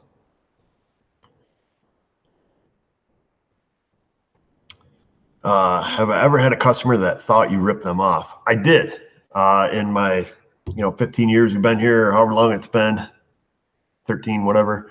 It was right shortly after I first opened. A lady came in. I remember it too because I don't even know where they live. It was an old Alero. It came in for a state inspection, and the money light was on. So I brought it in, and that's what it was here for. I diagnosed it. This was back so long ago. I used to only charge $35 to diagnose it. So, and I remember clearly it needed evap vent valve. So I brought it in. Of course, I had PO 440 or whatever it was at the time. Checked it out. Needed a canister vent. Wrote a quote on a canister vent. Did the inspection. It failed for, obviously because the money light's on. That's automatic failure in New York State.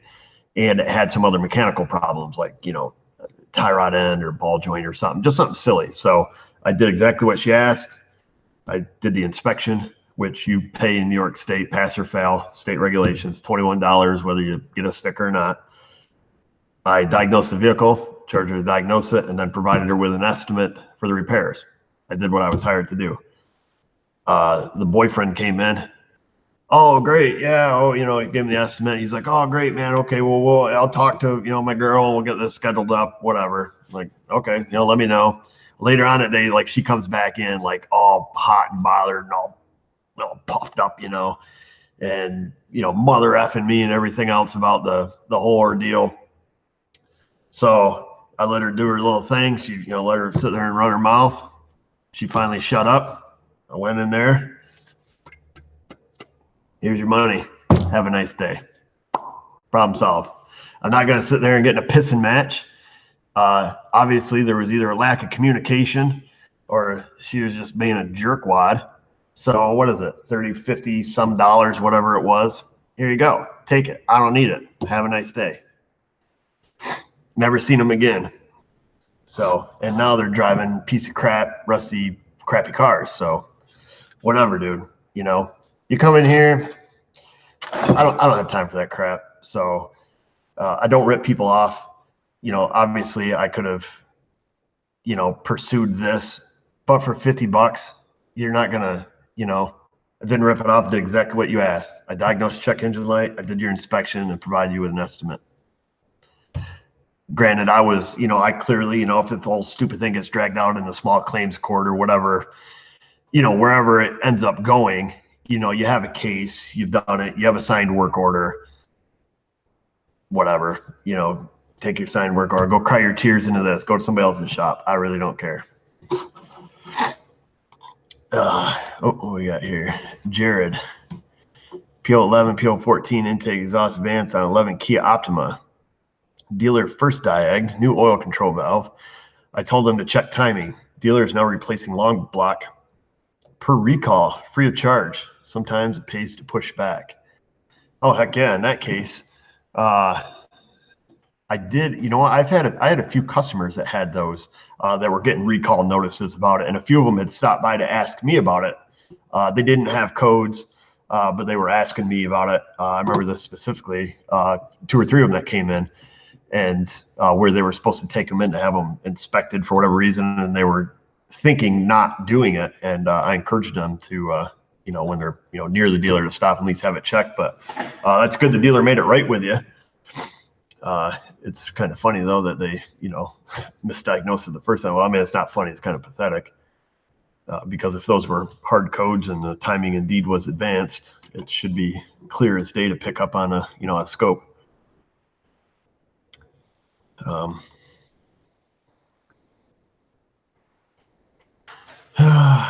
So yeah, that's about the only irate customer person.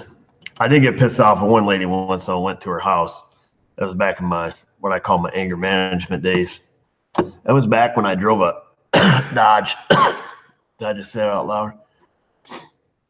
It's because the lady, you know what? I've had people, write checks, they bounce a check.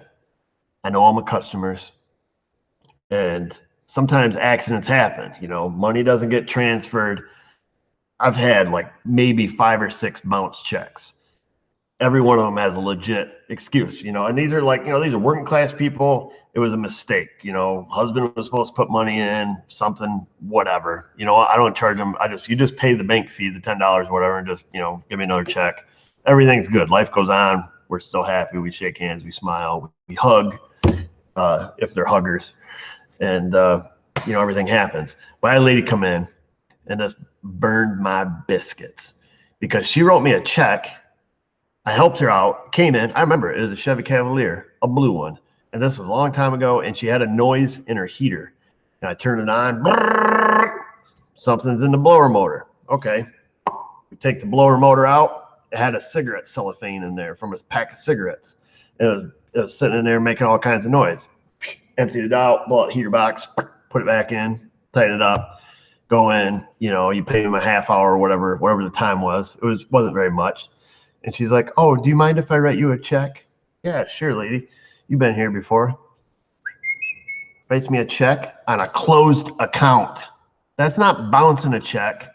That's not making a mistake. You knew the account was closed and you wrote me a check and you looked me in the face when you did it. I was like, face was red, grabbed my Hemi. I had an 03 Hemi Dodge Ram. Grabbed my Hemi, grabbed a tow hook, went to her house. I was like, want the money or I'm going to take your car.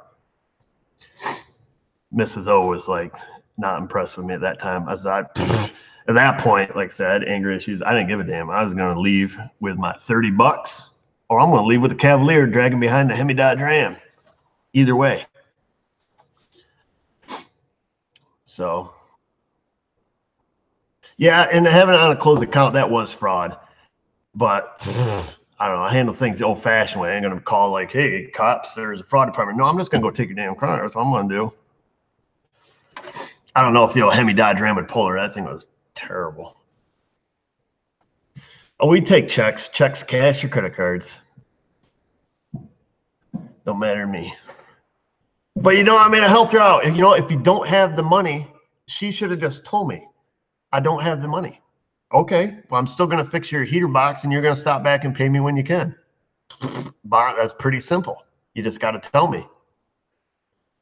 How did I find out it was from a closed account? Well, because the bank called me and told me.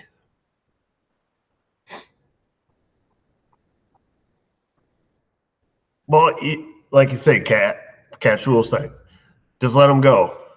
You're charity for the poor. If you had asked me, if you just gave me a legit story, was look, you know, I don't have the money, my heater's broke, you know, it sounds like there's something in it. Can you help me out? Boom, I help you. I'll help anybody. You guys know how it is. You know, I do the best I can. But when you just come and just rip me off like that, that burns my biscuits. That's only happened once, but you can't believe I had anger issues. Oh gosh, I should have done videos back when I worked with my dad. Yeah, people should try asking for help. Exactly, just ask for help.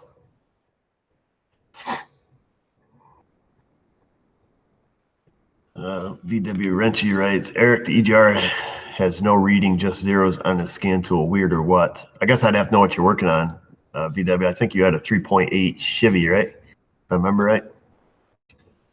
Yeah, she could have made me a pie. Bam. You want to hear about Mrs. O's purple hair days? I'm not allowed to talk about that. She already told me.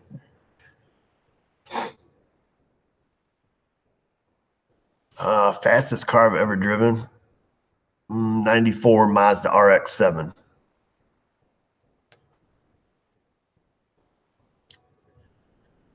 Oh, yeah, Buick engine. Let's see. Is that what you wrote? Yeah, offer me ice cream, anything. There's ways to woo your mechanic over. Tom, the Frugal Prepper. 2011 Chevy Cruze, turbo grinding, replaced a year ago at dealer, blew it up again. Anything else I should check while it's apart? Well, if the turbo grenaded, Tom, you got to make darn sure it didn't fill the air charge cooler full. That would be the biggest thing you're going to want to check, in my opinion. And don't put a Dorman one on it, obviously. Get an OEM, and I would look to see how it failed. If, you know, any of the impellers come off, and of course, you're going to check the intake. You don't want to eat in any of the old parts when you put the new turbo on, and you certainly don't want, you know, a bunch of oil in the air charge cooler, and, you know, you go around a corner and all of a sudden, you know, sucks the engine right full. I would be definitely checking into that. That would be my thing to you. My advice. I'm like Dr. Phil. And if you need crap, where in the thunder did the chit chat go here, fellas? Oh, show chat. Just a minute. Don't say anything. Crap. There it is. Yeah, Dorman turbo. They give you a straw. You hook it to the intake and just blow in it when you want power. Oh, if you need some directions or something on that, Tom, get a hold of me. I'll send you a PDF on the replacement procedure if you need it.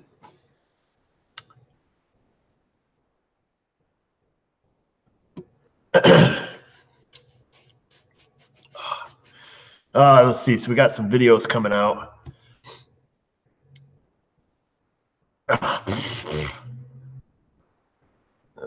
Let's see. Yes, we do have some videos coming out. We've got a Hondu over there that was towed in. Customer did his own head gasket job on it and hasn't had it running since. Apparently it's been sitting for like 6 or 8 months. So he brought it here. Of course, I cranked it over, see what it sounded like. It gave me cold chills because as soon as I cranked it over, you knew what was wrong. I'll leave it at that. I don't think the guy's story is going to end very well. So I've got part 1 of that video coming out. I've got to get back on it and get the rest of it done. Oh, I've got the video on the Hondu coolant PL 128 issue. I got a video right here in my pocket on a 08 or 07 Hondu CRV programming.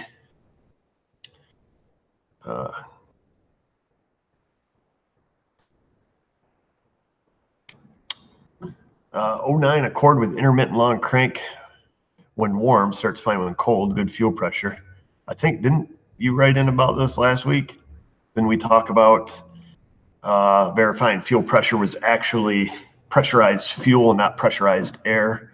For example, if the highly oxygenated fuels that we use in the wintertime were evaporating or boiling in the fuel rail, perhaps. So I guess I would make sure that you had good fuel pressure of actual fuel.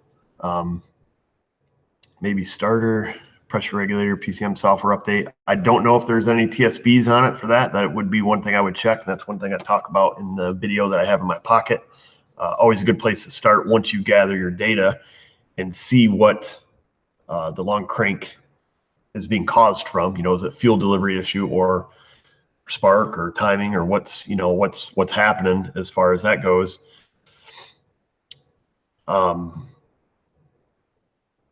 Yeah, I mean, that would be, a great place to start. You put on there maybe your starter. I doubt it, if it's cranking over at the same rate, which it normally does. Anytime I get, extended crank complaints, I always try to determine, what aspect of it's missing. Mechanically, is the engine, sealed and pumping? Do we have injector pulse? Do we have actual fuel pressure, fuel and fuel pressure, or are we just pressurizing air? And then kind of, I'll take my diagnosis from there. And then, like you mentioned, is there any PCM software updates for it too? That would be a, fantastic place to start. Do you ever work on a Chevy Chevette? Man, them things have been in the crusher for the past 20 years. I've seen one in real life though. Chevy Citation, the bigger version.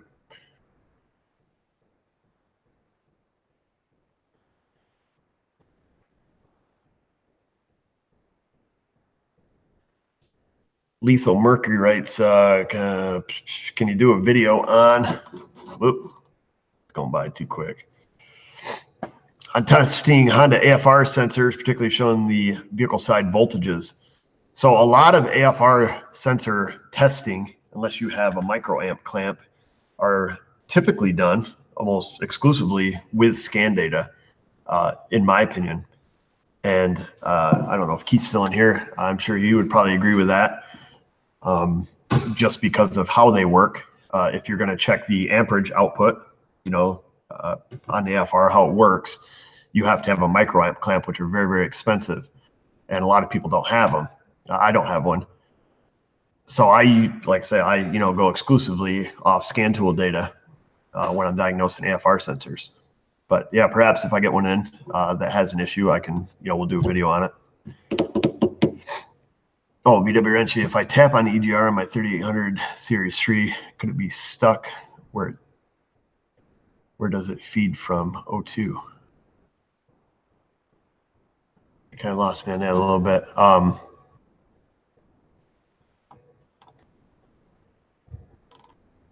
I tell you what, W.W. Wrenchy, you sent me an email before. Just send me an email what you got going on. We'll hatch it out there instead of having me all confused here. Can control arms make a clunking noise? Absolutely, especially with a vertical mount bushing. They will sit there and bang and clunk on the subframe like crazy.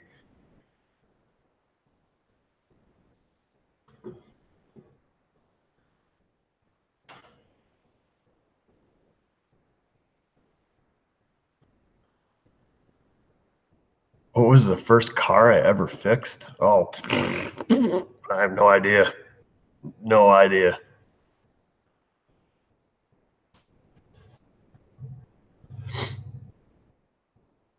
Yeah, see, I probably couldn't get along down like in Texas because you guys are still working on cars from the 60s and 70s. I'm not used to seeing stuff more than 15 years old. I wouldn't even know what to do. I'd be like, carburetor, what?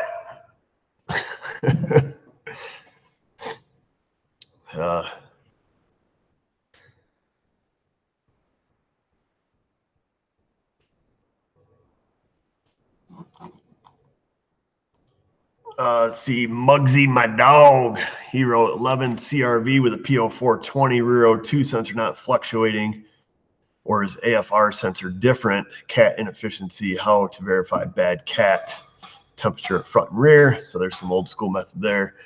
So Muggsy, you can't always bank on the fact that a manufacturer is going to use what you're referring to as index switch ratio, where they're going to monitor upstream versus downstream O2 sensor and, watch, its rich to lean switch times, particularly that car with the AFR sensor versus what it does downstream of the catalyst. In your case, that catalyst is probably going to be monitored on what they call OSC, or oxygen storage capacity, where, the ECM will, you'll be running steady and then it's going to force it lean, and it's going to watch, the time basis on how much oxygen the catalyst can hold.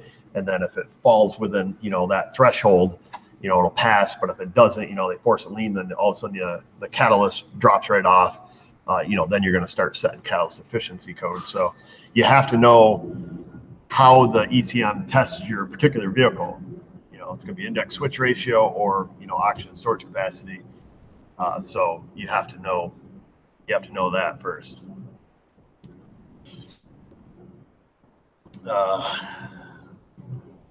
Yeah, oh gosh, we're coming up on the end, man. It's already been 2 hours. I didn't even go out and start my car yet.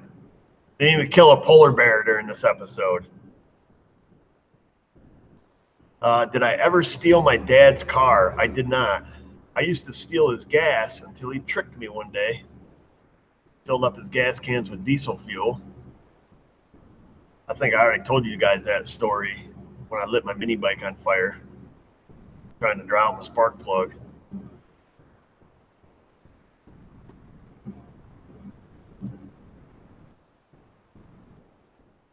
Tundra versus F-150, who pulls who? All right, Oz, bring it. Next time you come up, you bring the F-150, I'll hook a chain with you. Guaranteed. I don't know if you'll beat me or not, but I'm going to hook a chain on your new truck. I got stone pecs on mine, so I don't care. But we will hook them up for sure, because we'll make a video on it.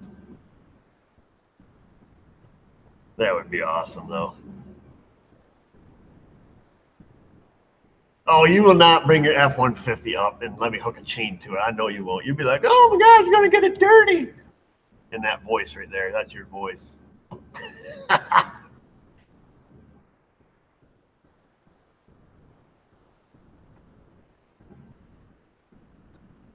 Oh boy, now everybody's whipping them out. Like, I'll bring my Duramax, pull everybody. I can pull the a-hole out of the world with that thing. I don't know if it'd pull an F-150 or not. Yep. And Haywire's blowing my cover already, because when Glenn shows up, I'm going to have 3,000 pounds of railroad ties in the back of my truck, so I know I'm going to pull them. No problem. Or low, put her in drive, and enjoy the ride.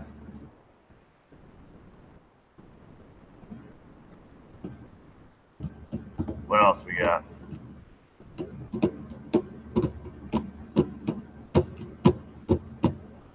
Got to be coming up.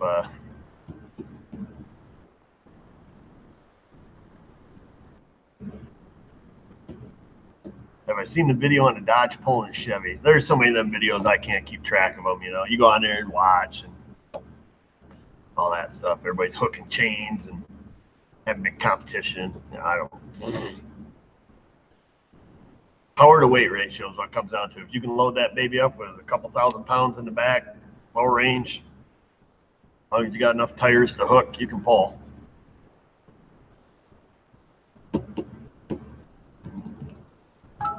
Oh, that's my boy Keith, probably.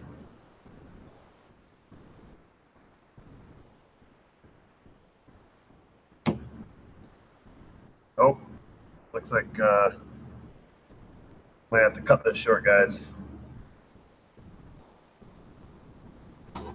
Anyhow, I think we're gonna call it a night. Got to get rolling. Got to give Keith a hand here for just a minute, looking up some info. And we'll catch you guys next week. Again, thank you for the super chats and all that you do to help me keep my sanity, and all the sweet swag you send in the mail. That's super fun. Always enjoy getting a good handwritten letter in the mail. Way better than an email. I mean, I enjoy emails too, but I do enjoy an old-fashioned handwritten letter in an envelope with a stamp. Those are fantastic. And of course, we will be putting the Earthquake XT to use with its 2 batteries. Get the charger mounted up here, and we'll see how that baby holds up. So until next time, I'm going to go put the chocolate cherry almond pie by Pat, not Matt, Pat. Put a little hard on back in the refrigerator. Finish that baby off for lunch tomorrow, and we'll see you guys on the next one. So keep your eyes out for some new videos. Subscribe. Do all that stuff that you do. And as always, just remember, viewers, if I can do it, you can do it. Thanks for watching.